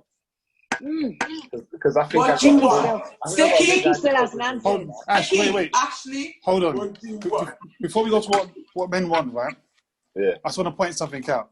So, you know, earlier I said that women will have a nice guy and then put him in a friend zone. I think you don't miss what Chidi was saying. She basically solidified that. Can you hear me? Yeah. Can you hear me? Yeah. You can hear me, right? So what Chidi was saying, she said she had a nice guy who would cook for her, rub her feet, and mess them about for a whole entire year. Whole year. 2 years, man. You know what I'm saying? A good guy in the friend zone. Anyway, give me 1 sec. I'm back in a sec. Chid, you stitched us up. Sorry. Well, that's when you go into search. I need Sticky to let me in, because I'm going to swap over devices because my iPad's doing a madness. There's different types of people, and I feel like if you feel like you've been taken advantage of, then it's like dial it back and see how that changes. Dial it back and give it to someone who's showing you that reciprocal energy. Exactly. I used to be very codependent. Like, I was codependent. Like, I didn't think I was, but I'm like, oh, we do everything together. But then it was just like, okay, I just started putting that little bit more energy into projects of my own. And then I got a job where I had to travel a lot and I didn't have as much time. And I started attracting better relationships. And it just like, I feel like if you feel like they're taking advantage of you, dial it back, and you'll probably attract someone who you can give that to slowly over time, and they'll appreciate it. Yeah. There are women who want that. There's some women who've never experienced that. There's probably some women out there that don't even think you exist right now. And they're like, oh, no, fuck that. No nice guys exist. I never experienced that. No one's ever rubbed my feet. I promise you. There's women who want you. It's just a law of attraction. It's like, dial it back. I promise you. You'll start seeing that come in. Definitely. It exists. It does. But I guess it's I don't even think it's a specific person. I think people just do things for different people. Because there's things I've done for some people that I wouldn't do for some people that I would. You know what I'm saying? Like, it just depends on who it is, isn't it? You know what I mean? Every guy ain't getting their foot rubbed. I'm not gonna lie. Like, it's not every guy like you're with that you want to rub their feet. Do you get what I'm saying? That you feel like, you know what I'm saying? Like, you feel that kind of compassion for them. Where you get me? You wanna do that. So I don't even think it's a specific person. I just think it depends on who you're with. You get me? How much chemistry there is between you and that person. What kind of relationship you have. You know what I mean? I think for me, like, when the guy used to rub my feet and all that, like, I think he had the foot fetish, to be honest, because he always used to tell me my feet were pretty, and I'm not really on feet, you get me? I'm not really about it, but I just thought, shit, if you want to rub my feet, you get me? But I think that's a very intimate action, isn't it? When a man, I mean, there was a guy that did that to me. I won't say when or who, and I was like, whoa, you know, okay, hang on a second. I haven't had a pedicure. I have, you know, they need some cream on there. Too soon. That's happened. And I thought the same thing about the guy, and I was like, whoa. And that's the thing. It's like, are you being intimate with me, or is that just what you do? You just rub feet. I might mistake it as intimacy, and you're like, oh no, I rub all of his feet. So I think I remember It's his when he, fucking toes. it's when he puts them toes in your mouth. It's crazy. That's the fetish. What That's people, a fetish. it's crazy the different Definitely perceptions. for fetish. The different perceptions of intimacy is crazy because for me, intimacy is just fucking listening to me. Just listen to me when I'm fucking having a moan, when I'm having a little cry, when I'm just looking ugly. Like, just listen to me. When I'm having a moment, because I think I'm this shit 99% of the time. So when I'm having my little moments and I'm having my meltdown, just listen to me. Be my friend. Be that friend who's gonna, that shoulder that I can cry on. Roll me a split. Yeah. Just take me, it's okay. It's gonna be all right. If you look ugly right now, you're gonna be pretty tomorrow. Don't worry about it. Exactly. Well, can I say something? Wash your face. Go in the bathroom. Wash your face. Come back. God. Can I say something? Can you hear me? Yeah. Yes, Dick. So you actually were saying, right, Ash, I'm sure you can back me up on this. Have you ever had a situation where a woman will tell you there's a problem and then you try to help with the problem, you try to fix it, and then have a go at you for trying to fix it? Do that again, Stick. You go in a situation where a woman has a problem, they tell you about the problem, you try and fix the problem, and have a go at you for trying to fix it. Oh, no, that's the problem. Don't fix it. Don't fix it. Just listen. That's the thing. They don't want you to try and fix it. They just want you to. Don't fix it. They just want you to hear about it. Yeah, that happens all the time, bro. But so what are you telling me? Why are you telling me about your problem? It doesn't happen to me no more because I've become consistent. Like I said, so the women in my life, they tell me their problems for me to fix it. So it's a bit different now. They'll be like. Did you hear what Olivia said earlier on? Because they've learned that if you don't tell me something that you don't want me to be involved in, like if you don't want me to get involved in it, you don't want me to have an opinion about it, True. keep it to yourself. And that's what they do. They're like, oh, don't tell me. Yeah, I prefer that. Like Olivia said earlier on, we just want you to listen sometimes. We just want to vent. Sometimes. You know, we need somebody to listen, you know. And if we want you to take it to the next level and have our backs, then we will tell you, you know, it's definitely all about communication. Yeah, because sometimes it's just like I'm having a day and I just want to vent to you, like, hey. But I think men sometimes get taken off guard. A woman are like, hey, how was your day? It's like, bleh! And like they're like, whoa, okay. So sometimes, like, you know, like I don't want to just like let loose, but sometimes, like, I think it depends on the nature of the relationship. It's nice to just be like, hey, like I was having a day, like can you come over, smoke me out, like whatever, like can we chill? And then sometimes I need your advice, but I feel like most of the time women just want to talk. But you know, can I say one thing about men though? Sorry, my guys out there. You lot are the shittest communicators in the whole world. Like, men do not know how to communicate. Like, a woman will pour her whole heart out. You don't know that sometimes when a woman writes a text message, she's wrote that shit in her notes, like before she's even messaging to you. She's written it on her notes. She screenshotted that shit and sent it to her friend and said, what do you think about this? Should I send in this? And she's gone through a whole load of shit to express her emotions through a text message, to get, like, cool. In a text message to get, okay, Rick, The worst one is SNM. Yeah. Say nothing, guys. Say nothing. I mean, like, no. Listen, all that is well and good. It's all well and good, but you know, sometimes, guys, just a little bit of advice, just fucking acknowledge what she said. Like, acknowledgement. I spoke to a male friend of mine, one of my best male friends, and he said to me, do you know what it is, Chin? Because I'm going to tell you, man, literally, we open the message, we see the whole paragraph, but we scan the top, we scan the bottom, we don't even read what's in the middle. We don't even see that shit, we just go, But this is the thing with men, like, you don't understand the emotion and it's hard sometimes for a woman to express herself.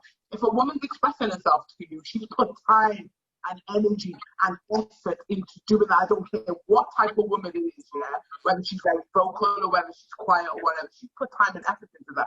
And if you cannot just give that, it doesn't take much energy just to read the message and just to deep it for what it is.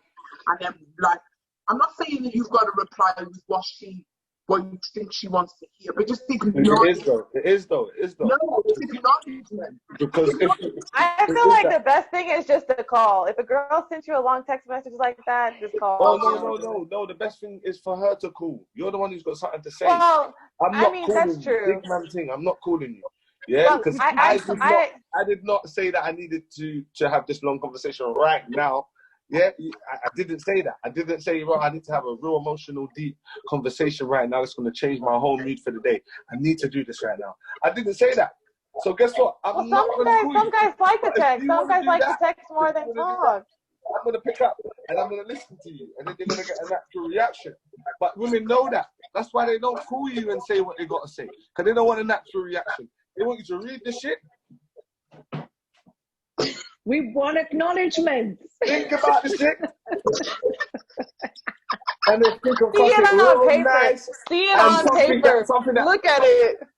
Okay, Something that matches the paragraph. Like you want something. If your paragraph was this, yeah, that's at least this. Minimal. You get me? You don't want to. You get me? Like otherwise, you would have called man and said, "Rare, I would have been like, blah blah blah." Yeah, natural response, back and forth conversation. That's not what women do. Women going to send you a long paragraph like this and expect you to respond. What part am I meant to respond to? Yeah, I can't respond to a paragraph because this is not an essay and this is not a dissertation, and I'm not going to take references from parts of your speech. Highlight parts of your speech that I'm referencing. No, bro, it's not going to happen, bro. Yeah. Like that. I wouldn't know that. They know you're not going to do that. Magical Brown says, I want a letter back. I'm not at college. This is not an assignment. Anyway, move on from Ashley. Move on from Shakespeare. Magical Letter says, Thou for art thou. Sorry, move on, I didn't get to read 7 paragraphs. Let's listen to some of the comments. Go on, Stick. Magical Browning, says, I want a letter back. Hold on, wait, that's a both bad sides. boy name, you know. That's my girl, Browning. Amy. What? What's she saying? What's she saying? She says, I want a letter back. A4, both sides. But check this, right? Actually made a good point. You see what you're saying? Like, she wants to give you a whole paragraph of information, but as soon as you women tell us there's an issue, that you might say, oh, something happened at work, she said this, that, and the other. As men, we're going to try and think of a solution. But you don't want a solution. You don't want to say you don't want logic. You don't want a logical answer. You just want your answer. No, I disagree. I tell a gal, listen, don't talk to me about gal or about people. I don't want to hear about people. That's what I said. I just don't want to talk about people. I don't talk about people to people. I just can't do it. I'm like, listen, if you're going to talk about somebody, yeah, talk to your virgin about that. This is when I'm going to fuck Sticky up now, yeah? Oh, go on. No, I'm not. Come It's on. nothing to love. Sticky, I love you. You know that. But sometimes, yeah, as a woman, we just want you to listen. Even if you ain't really listening, just pretend you're listening. That's what I was saying. You know, with a woman, yeah, once she's got it all off her chest, when she says what she has to say, it's done 9 times out of 10. You have got those women who go on a little bit and they'll keep repeating themselves. Like, I've done that, I've been that woman. But sometimes it's just, if I've held something for a long, long time, I will keep repeating myself until I actually feel better. But if you allow me to speak or allow me to get that shit off my chest from the start, it's going to be quick for you. And then it's going to then I'm probably just going to give you the best head ever. Kitty, exactly. It's going to be amazing. I know. It makes so much sense. Smoke me out. Literally, invite her over to the house, smoke her out. She's going to vent, and then you sleep with her, and then it's over. Done. Can I counteract that? That makes total sense, yeah, and I get that, yeah. But what if we explain that men want the total opposite. We don't want to hear nothing. We just want to chill. We just want to smoke. We don't want to even hear too much. We want something, and we want that amazing head, but we don't even want it. So, and it's like, what if we say that whole moaning, that whole wanting to complain to man, yeah? I'm not saying that men don't listen or they don't want to listen, but I'm saying hypothetically, yeah? Hypothetically, yeah? What if that was a turn off to men? What if men felt like, when she does that, bro, I don't even want the head no more. Like, I agree with Ashley. I agree with Ashley. If it's too much, Actually, if it's too much, I definitely took that whole energy away. Now I just want to go sleep because she just told man so much stuff and just moaned so much. Now I just want to sleep. I don't really want to do that. I understand that. Totally. Some girls are just bitching. Some girls are just bitching and they're negative and they have negative energy and you don't got time for that. But when you are into a girl, I'm talking about like intimate, like, and you're inquisitive in general, you're going to want to know. And most of the time, it's not a girl who's just bitching. It's just like maybe that's that tough girl who's always got it together. And maybe it's like twice a month. She's just like, hey, can you smoke me out because I had a rough day? And you'll be like, oh, okay. But I'm not talking about the chronic, like, oh my God, this girl at work, like that stuff's petty. Like that's what you talk to your girlfriend. That's just headache. That's just but it's hard to differentiate because both you get me. There's not, if you listen to your girl all the time, she's gonna tell you everything, bro. Like it doesn't matter if you don't, like, if you're open to, if your ears are always open, she's gonna tell you everything. Do you know what I'm saying? It's not like she's gonna be like, I'm only gonna share my important emotional feelings with you. You're gonna be like, I'm pissed off. This bitch at work's the dick. Like it doesn't matter what it is. Like, I'm not saying you shouldn't be, but you see, like, men don't want to be your friend like that. I don't want to be that kind of friend to you. If you're my girl, I don't want to be in your issues. Like, I don't want to be in your issues because if something's a real problem to you, it's going to be a problem to me. If this girl's a real problem to you, I'm going to go say something to her. You want to solve it. You want to solve it for her. But I think your best friend is supposed to be your partner and they are supposed to listen to you and they're supposed to have your back and you have theirs. It's 50-50. You're supposed to, but then remember, it's just your best friend. If you're coming to me moaning about Tyrone pissed me off tonight because, you know, he smoked half my drawers and gave me a penny and, you know, and my mother's been cursing me all day and blah, blah, blah. But in the hood, people are going to react to that. You're going to say, what? Babe, Tyrone's do you want a drink? Are you down? Do you get me? Like, they're going to take that to heart. Like, what? You can't just smoke my girl. I go beat up Tyrone, man. You get what I'm saying? I'm going to go Tyrone, man. You know, just came out of jail. He's a little bit fat. You get me? You know he beats, man. You get me? He beats niggas up every day. You're going to go tell him Tyrone smoked half of your suit. Now he's outside Tyrone's house kicking off the door. You get me? Yeah, nobody wants to be a trash can. Nobody wants to be an emotional trash can. Like, nobody. No woman, no man. Like, don't be a fucking trash can. Go to therapy. Like, talk to your friends, and then your relationship, like, strain that shit, and then if you have something to say to your partner, girl, guy, like, don't be an emotional trash can, okay? Don't treat nobody like that. You can't. Talk about what men want for a second. Should we talk about what men want, though? Let's talk about what men want. Yeah. We already know. Tell me now. Sorry. It's mad, yeah, because I don't think that... Wait 1 minute. Wait 1 minute. Girls, drum roll.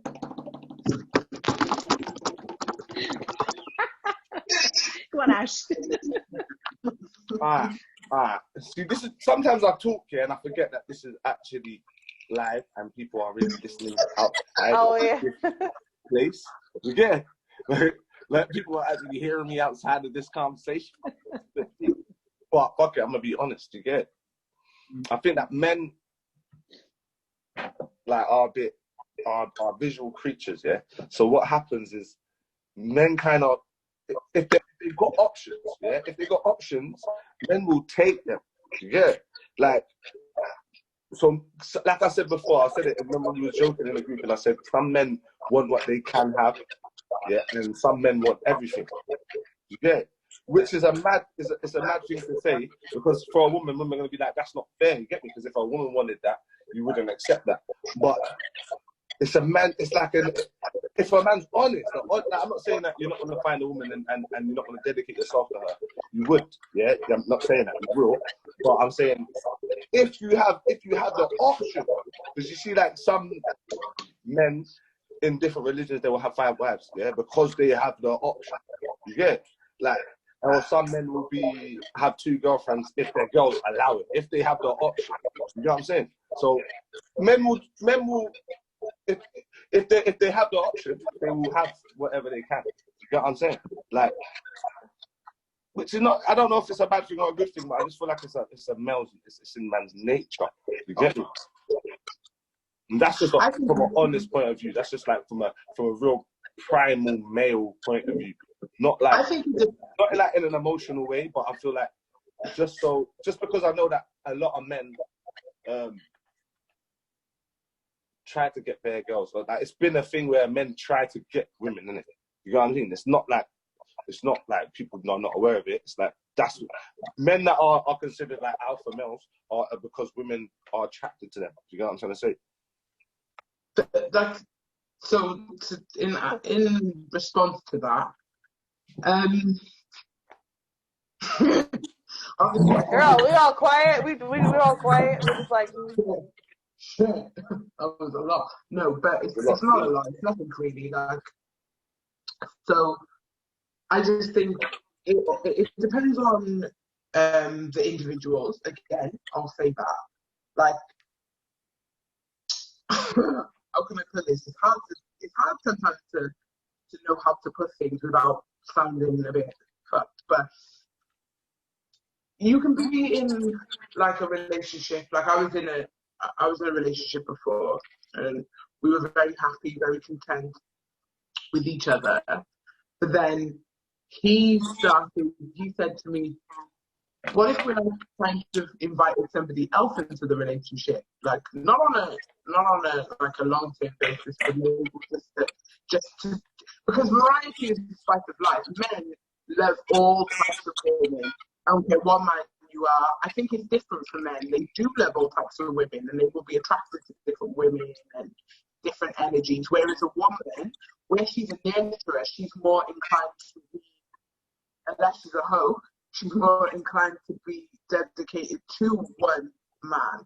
But I think sometimes in relationships, if we think of relationships in terms of energy, we have to be open-minded. So I just believe if you're attracted to your man and your man's attracted to you, and then you kind of see, or not even see, but if you're open to other energies coming in, or like the people who, like the men who've got like 2 girlfriends or whatever and stuff. I get it. I actually do get it. If we're thinking in terms of energy, I understand it, and I've had a lot of arguments and heated conversations with my female friends about this because they're like, "What? So you're saying you let your man fuck another woman?" Yeah, why not? Because if it's a thing where you and your partner have sat down and spoken about it, and he's saying, like, I find this woman attractive, and if it could be on a grown-up thing and on a grown-up level, and you understand it, then it's not for everyone. I'm not trying to promote threesomes, you get me? But I'm just saying that in terms of energy, we are all attracted to different things, but I think for men, they do like variety. I think if you're on a level with it, I think men also need limits though as well. Yeah, like, definitely. Like, oh yeah. I'm not saying that just because men think that it should be like that. I'm saying that's how men, I'm saying men either want what they can have or they want everything. Do you get me? I'm not saying that it's a justifiable thing or that it should be like that, but I'm saying, go on. Ashley, are you saying it's the same thing? Because it's like with women, it's like we want to know there's a line we can't cross. But with men, it's like you kind of want the same thing, but in different ways. Like you're going to be like, oh, look, there's blue, red, purple, green. But you want a woman who's like, is that what you're saying? That you want a woman obviously you like, because obviously you're only gonna get what you accept in it. So if you don't accept it, and like, because obviously it's like this: if a man needs you in his life or he wants you in his life, he's gonna do whatever he can to keep you in his life, and you're gonna tell him what he needs to do in order to keep you in his life, innit? And that just comes when a man is in love with you like that. You know what I'm saying? When you love someone, you do things that you wouldn't necessarily want to do for that person. Do you know what I'm saying? And that's what most men do when they find a woman that they're in love with. They want to be married, they want to have children, and they want to build a family, obviously. But I'm just saying, like, as a simple male mind, innit? I'm talking about from the basis of it. If man want what they can have, or they want everything. If you can have everything, you're gonna take it. Yeah. Like, I'm not gonna lie, bro. Like, if I can have everything, I want to have it. If I can't, then obviously I can't. I'm gonna take what I can get. Do you get me? And that's just the reality. Sticky, is that what you think too? What do you think? Sticky. I was trying to read the messages. Sorry. There's a lot in there, actually. So my short answer is I want peace and quiet. That's simple. You sound like his grandpa. Peace and quiet, that's all I want. But my long answer is there's valid points on both sides were saying, but I think it's also perception. So the conversation almost veered off to cheating, and it almost sounded like men cheat more than women. But I think it's perception. I don't think men cheat more than women. I think women cheat more than men. Men just get caught more. It's the perception, isn't it? Yeah. So that's my thoughts on it. But what do I want? Peace and quiet. That's it. Sticky just wants peace and quiet. See, Sticky's all for the simple life. You know what I mean? It's exactly. But okay. So Sticky wants peace and quiet, but how on earth are you going to find a woman and have peace and quiet? There's just no way possible. Then Sticky can't be upset about being friend zoned if you want peace and quiet. You got to excite her a little bit. No, I want peace and quiet. No, I ain't exciting no one. I want peace and quiet. That's what I want. Peace and quiet. Don't bother me. So if you like peace and quiet, I don't think you're going to find somebody exciting if they somebody quiet is not going to be. But I'm trying to bother you. Quiet. I'm trying to bother you. Like, as a woman in a relationship, or if I'm trying to build a relationship with that person, I do want to bother you. I want to push you towards your goals. I want to be your inspiration. I want to uplift you. I want to nag at you if I need to about the things that you need to, because sometimes men do need that little push, because men are just, sometimes I'm like, what the fuck are you doing? But if I can give you that, like as a woman, we are natural nurturers, so if I can give you that touch and I can uplift you towards your dreams or your goals or whatever, I'm going to do that. I'm not going to give, that's not going to be quiet. It's not going to be peace and quiet. I'm going to be honest with you. I'm sending you fucking affirmations in the morning. Do you get me? I'm telling you to do this. I'm telling you to go fucking meditate. I'm telling you to go and do your vision board. Go and write down your goals. I'm gonna nag you to the point of no return if I know that it's gonna make you it's gonna help you gravitate towards the highest version of yourself. Yeah. Do you get me? So you ain't getting like Sticky. This is why me and you are never gonna work, baby. We're never gonna work. I ain't gonna give you peace and quiet. I tell you what. I want all those things. No, I want all those things. I want, someone to push you and stuff. That's good. That's great. That's what you need. Togetherness, and you push one another. I want all of that without the nagging. Nah, you're not gonna get it. No, I see, but Sticky, I see what Sticky's saying. Sticky's just saying that he wants the energy of peace in his relationship with someone who is a vibrational match with him. Someone doesn't have to be a quiet person. It seems like what he was saying. It's just you want the peace. Maybe you've dealt with a lot with people who are bitching. I feel like Chitty's talking about motivation, but I think you're saying bitching. You don't want bitching. You want to be with someone that you're compatible with, that is peaceful and a nice, loving person. Yes. Yeah. Boom. What she said. I think you're right. What Olivia said. I think because I know someone like there's some sweet girl. Yeah, there's lots of sweet girls, isn't it? But you see, I feel like sweet girls need a man like Sticky. You know, like that. Yeah. A calm man. Like a calm, caring man. Like a gentle man. You get it? Yeah. But girls that are like sweet and that, they like to go for guys that are a bit tough. You get me? And get kind of battered up, and that's not really good. You get me? But True. Is it true? Tough, mean guys, again. Y'all need to stop it. Y'all need y'all Sticky. Yeah. You gotta need you DJ Sticky fingers. Someone sweet, someone nice, someone that's gonna tell you. Actually, I wouldn't say I'm a good guy. I'm gonna show you my good side. Chitty, Sticky's undercover. Nah, man. He's a good guy, bro. But he is fly, 100%. But at the same time, Sticky he's that guy in it. It's like Sticky's one of those people. He deserves like that woman who is gonna give him peace and quiet. The woman who's not gonna give him headache. The woman who's just gonna chill. That's what Sticky deserves. Like Sticky's a liver, not a fighter. a lover, not a fighter. Now see, I'm a fighter, but I'm a lover too. So I don't know, Sticky. Like I don't know if you want to just holler at me. You got it, girl. We'll talk in it. I don't know. I love it. But yeah, I just think it's about motivating each other, and it's about uplifting each other. Especially if you're going to build something, then it needs to be built on the basis that you're going to help each other progress. If you're not helping me progress, and you're going to slow me down, then I'm going to run fast.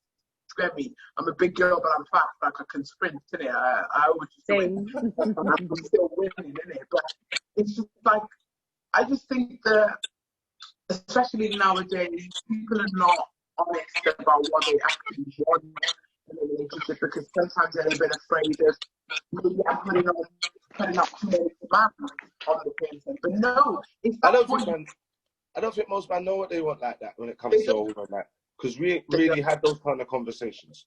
Because you have to check it, like, who are we having those kind of conversations with? A lot of men don't even have dads and shit. Do you know what I'm trying to say? I think we're all too guarded. Who man really talking to you, fam? My brother, you know what I'm saying? Not my brother, but older brothers and people, they weren't really telling man nothing about love or telling man nothing about their relationship ain't even good. And even if your dad is there, or you know your dad's got more youths that, you know what I'm saying, that you got stepbrothers and stepsisters and shit. Like, relationships was never good. Man didn't see no good relationships growing. You know what I'm saying? Like, we weren't really like that. So who do you talk to about what kind of woman? You talk to yourself. What kind of girls are good? You talk to yourself. But I'm saying though, it's easy to say that. It's easy to say that, but that's not. We're told the opposite. You get me? It's not even like told. We're shown the opposite. We're shown like we're told not. Man, grow up like fuck bitches and don't love hoes, and you get me, money over bitches, and you get me, bros before hoes, and you get me, like, this is what man. Social programming. That shit is social like, programming. Don't get it twisted. We was really living like that. It wasn't like we were just saying it. You get me, like. And girls are programmed. There was no respect for girls. There was no respect. The only time you have to start respecting girls is like, raw, okay, now I've got a view, yeah, and I ain't got no choice. I have to start respecting them. It's bad, but that if I'm being honest, that's where it was. That's where it is. Yeah, no, of course. I like what Sticky said. Oh, sorry. No, go on.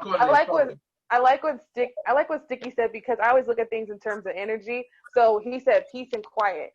That's not what he meant from a 3D perspective, but just from like an emotional perspective. He wants to feel peace and peace. We'll just call it peace, right?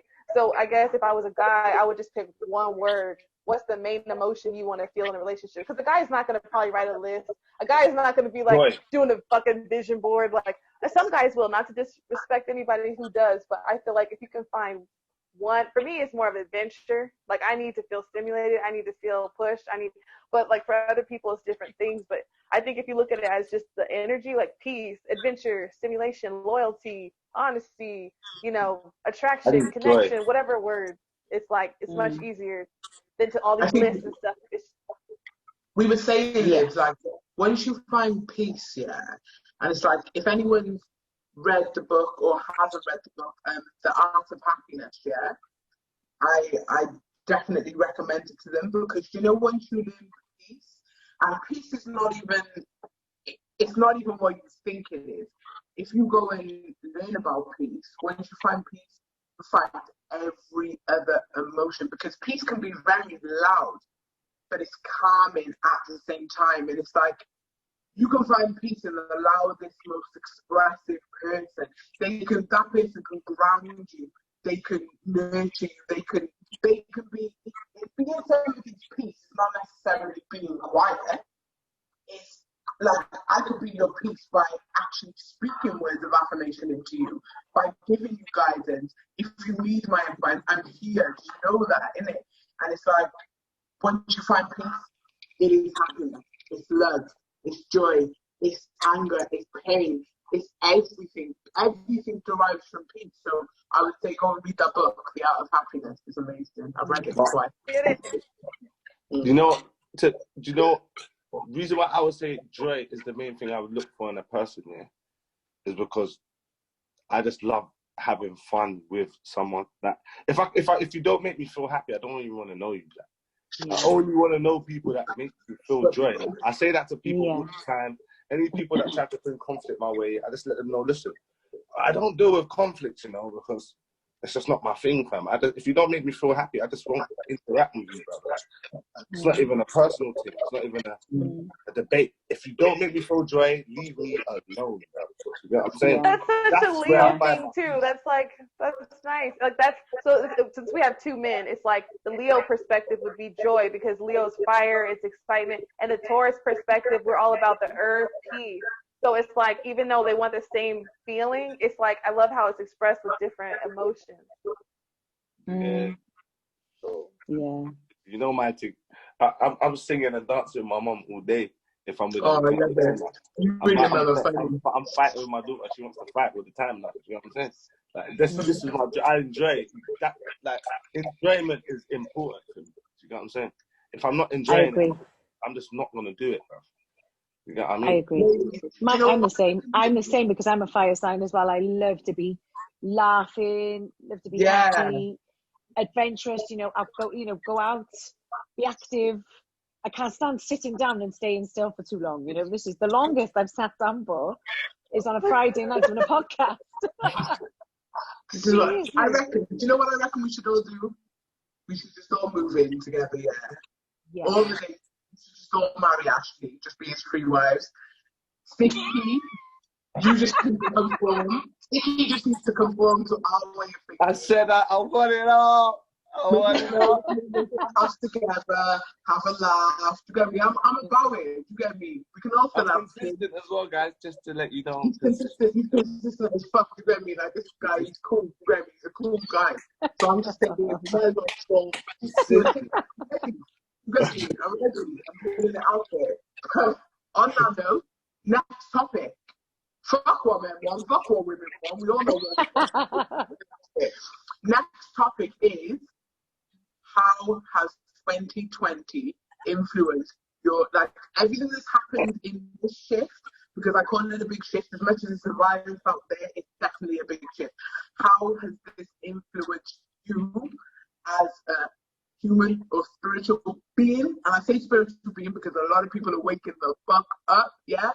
So I'm gonna, Nadia, you kick this shit off. You know? Back in 1 second, yeah? Okay. So I've become a teacher, which I was studying to be anyway, but anyway, I'm a counsellor, I'm a referee, I'm a chef, I'm a cleaner, I'm a chauffeur, I am everything. I'm a counsellor. So it's definitely changed a lot for me. It's made me appreciate being a mum even more so, and not just appreciate being a mum, but appreciate other mums as well. Because being a parent is the most challenging job in the world. And I always knew this, and I've always been, I pride myself on being a good mum.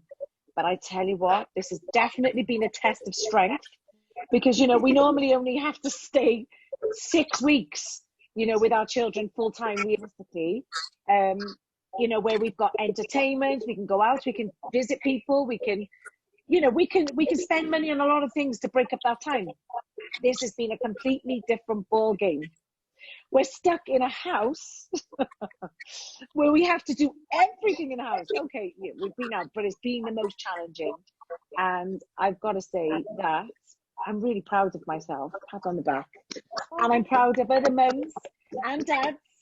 It's not just mums, but dads also, because there are a lot of really good fathers out there that have come through during this pandemic and shown their true colours, and they've stepped up their game. They've upped their game.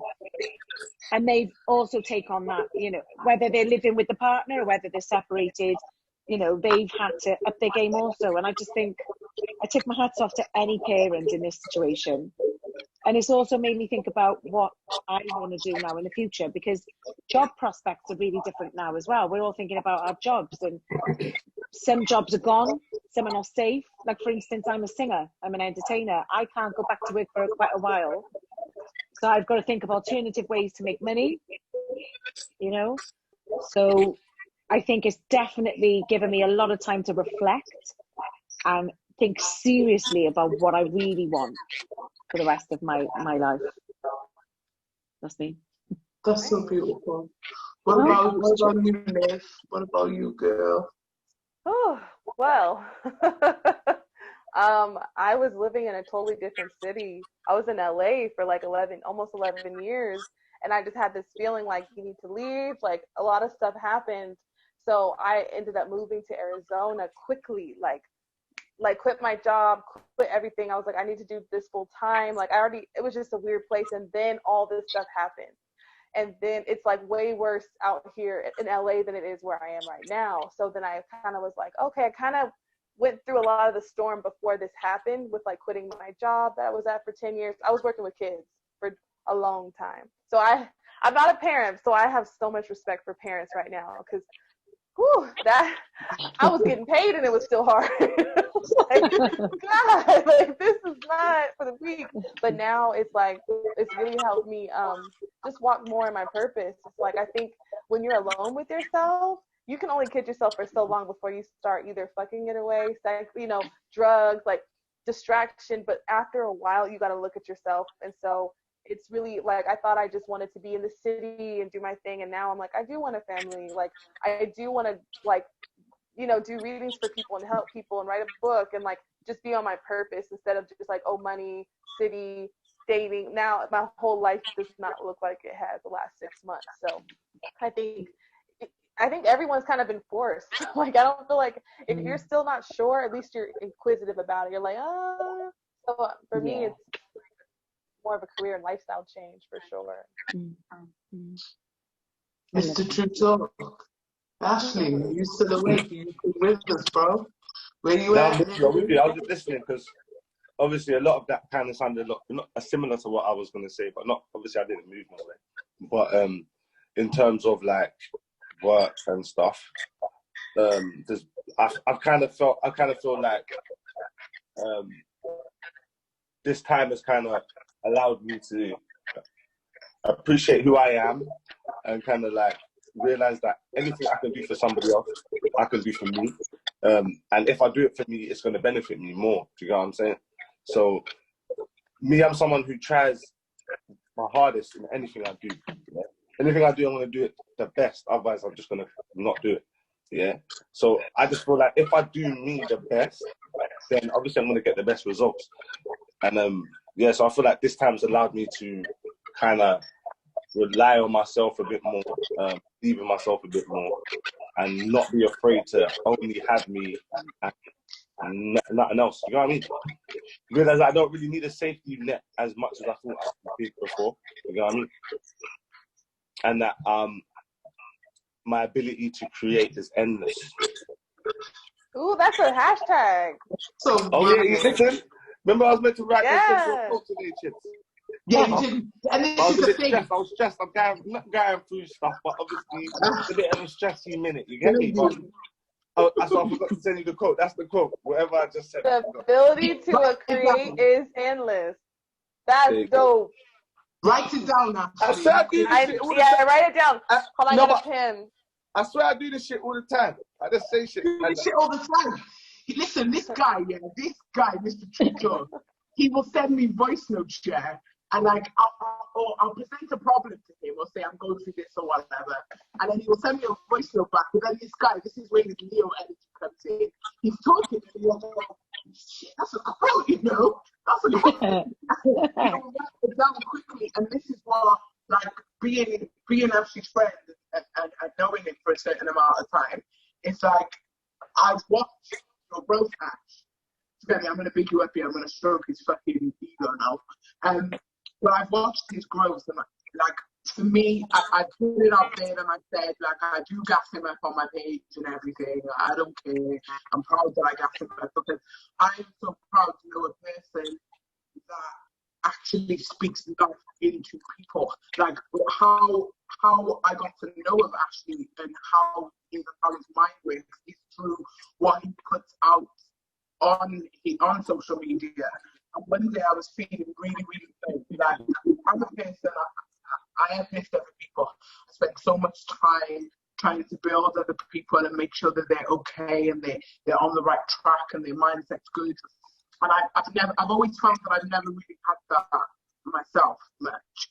And I also think it's a blessing in the kids, because I don't think that I need it. So when I do get it from beautiful souls like Nadia, Sticky, Olivia, all of you actually, it's such a bonus and it's such a present, it's a gift from the universe to me.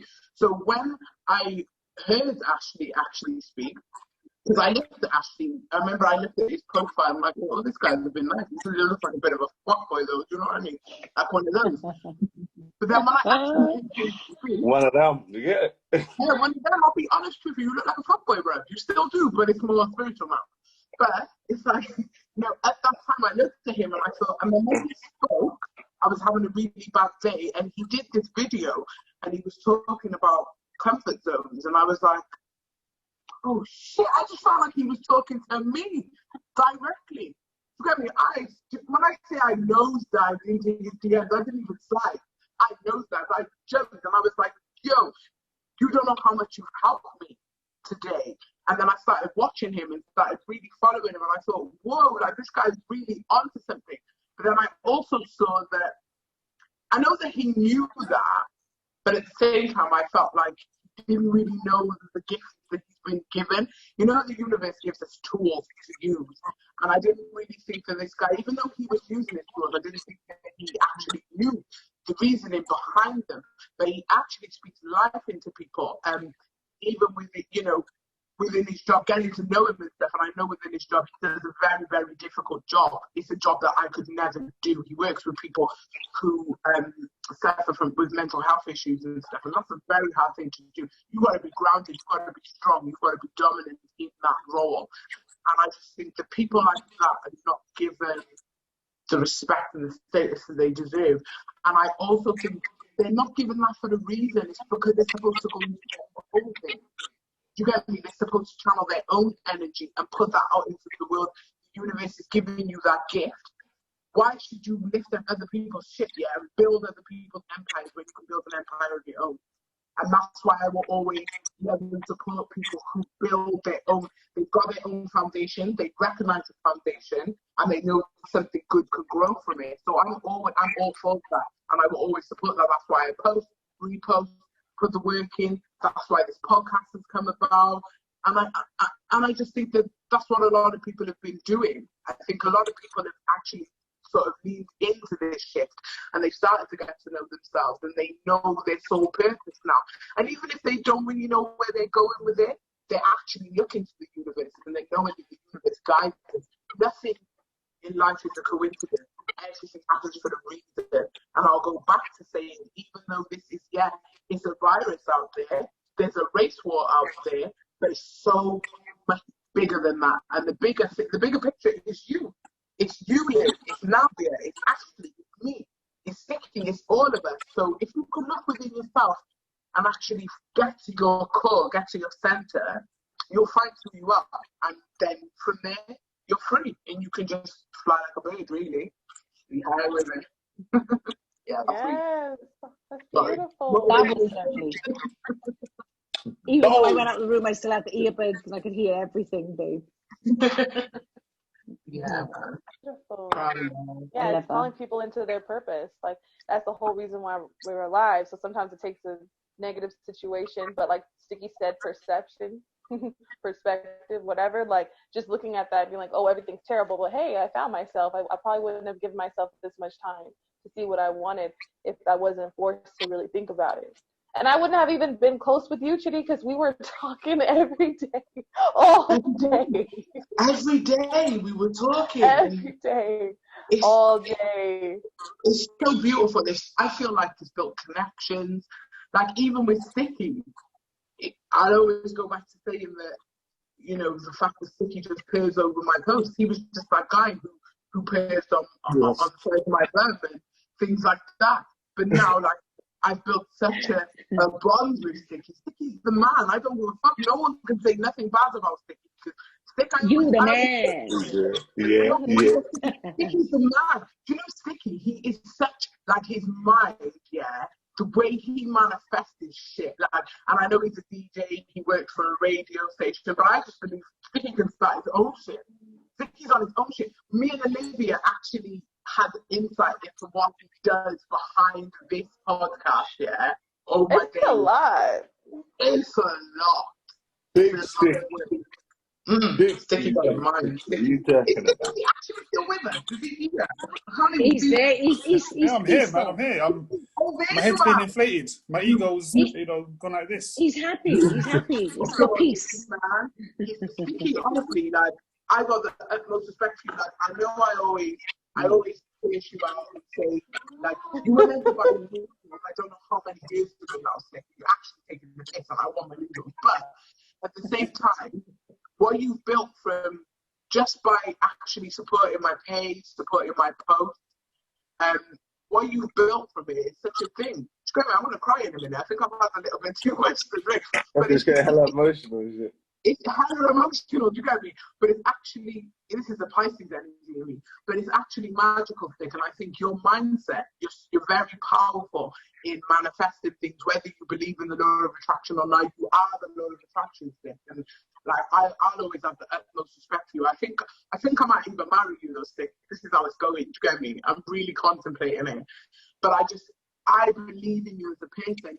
Anything that you want to do in life, I just know that I'll always support you in it. I'll always support that, definitely. Oh, thank you. I might start crying myself. Oh,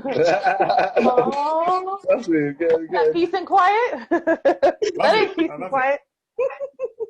Dick, you ain't gonna get peace and quiet with Chitty. Clearly. You're gonna get joy. You're gonna get joy and excitement with Chitty. You're gonna get joy, though. Yes. You're gonna get joy. Yes. All of that. All of You're that. gonna get that stimulation. But it's just, it's magical, all of you. Like, and I always, obviously, you know that I like to uplift other people, but I only uplift you if I see the magic in you. I ain't uplifting no fucker who's just dead, and dead energy and bullshit. And that's the one thing I've learned about myself is before this shit, before this pandemic, I used to uplift the most fuck up people, yeah, because everybody, in my mind, everybody needs uplifting. Everybody needs that. They need to be reminded of who they are. Some fuckers, yeah, they just don't even need to, they just need to just go check themselves. But then when it comes to people like you, like Nadia, I look at you and I just think you inspire me so much as a woman on how to present myself, on how to be, like, as a mother, on how to look at things differently. Olivia, you inspire me in the sense of to be free with who I am, and just to tap into that energy and the divine feminine, and to be all the beautiful things that I am. Actually, you inspire me to be the strength that I am. Do you get me? And to just go out there and actually go for things, use my voice and project love and all the things that I'm about. And Sticky, I've already got you up, and that's I'm not even going to go on. Yeah. You got enough of my time, Stick. I ain't giving you no more of my time.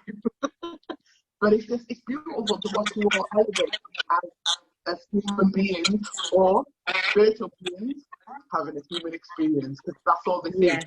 Yeah. Where have I heard that before? Well, actually, I saw a little advert the other day that you appeared in, actually. Nah. That sounds so familiar. Every time you say it, Chits, it just makes you think of something. I'm like, where have I heard that shit before? Actually did an advert, yeah. He did an advert for the page Mind, Body and Soul, which is run by my cousin Cher. And the advert was originally meant to be put up there by someone else, but they fucked about a lot. So my cousin, she took that energy on and she decided to put it together herself. And I just want to say, Cher, if you're still tuned in, I want to say I'm proud of you, because the way you put it together is beautiful. She's amazing. So, Ashley, do you know what I say? Ashley got the most attention, yeah? Even I appeared on it. No one really even fucked with me, yeah? He got the most views, he got the most comments, and oh my God, this is the guy who said, oh, I'm a spiritual being having a human experience. But he was right. He actually touched on that. And I've always heard that quote. That quote has always resonated with me. But the way he said it and the way he's shown it and projected it in his page and in the way that he's doing things in his life, I fully understand it now. But I'm just a bit pissed that Ashley got a lot of attention from that. Yeah, a lot. I didn't get no attention. I don't know what you're talking about. Yeah, you did, Ash. You got a lot of attention from it. You did. You did. Don't try and do all that.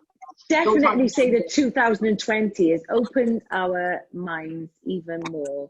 You know, to see people for who they really are. Because we've had a chance to just pause and just step back and, you know, take time out to observe things so much more on a higher level. I think we've definitely seen people for who they, not just the governments, you know, different countries, but I just mean people around you, you know, everything. We're just seeing everything much more clear now. Definitely. Everything's gone mad. 2020's been amazing. It's given me some beautiful female friends. And I'm quite pleased.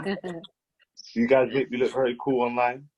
We're assuming you mean us. We're assuming you mean us. It's social media home. That's what I see. It's social media platform. Social media. Whoa. 100 likes ain't in here. I see the pictures. You think you're nice with the little pictures about, what's the difference between a man and a real man? About you, I see you. Hey, kids, don't do that, you know, because I'll bait you up, you know. Don't do it. Don't do it. I'm here. Right, guys, on that note, I'm going to have to go and attend to my beautiful 6-year-old boy because he's calling me. It's way past bedtime. Thank you. It was nice meeting you too. It was amazing. Thank you guys. It was a blessing. Oh, thank you. Thanks, guys. I'm so grateful. Again. Yes, definitely. Yes. And I got my takeaway quote. I got it. I have it written down. My ability to create is endless. And I put #no safety net. Yay! I love it. You have to send that to me so I can stick it on the Truuu. Because you know, if you check out I'm gonna post it. Page, you'll see that we do the Truuu Talk podcast quotes every day. Well, we try to do it every day, but we don't do it every day. So if you look on there, you'll see lots of quotes that my genius mind has just created from there. I can't. I will definitely be checking it out. Thank you guys so much, Chitty. I'm gonna hit you up with a quote. Love you all. Thank you so much. This was fun. Thank you, Olivia. Listen, it's daytime. It's daytime. Thanks, Sticky. Yeah, I'm about to go. I gotta go to the bank and I gotta run errands because it's the daytime. So we'll be back next week, Friday, same time, 10 p.m. UK time, which is 2 p.m. Arizona time. Yep. You never know. You might actually see me in Arizona as well. Just putting out there. Okay. All right. You know what I mean? So yeah, guys, until next week. Peace and quiet. That's afterwards. So until next week, I hope you guys have a good weekend. Good night, God bless, and good afternoon. Thanks. Bye, guys. Bye, guys. Bye.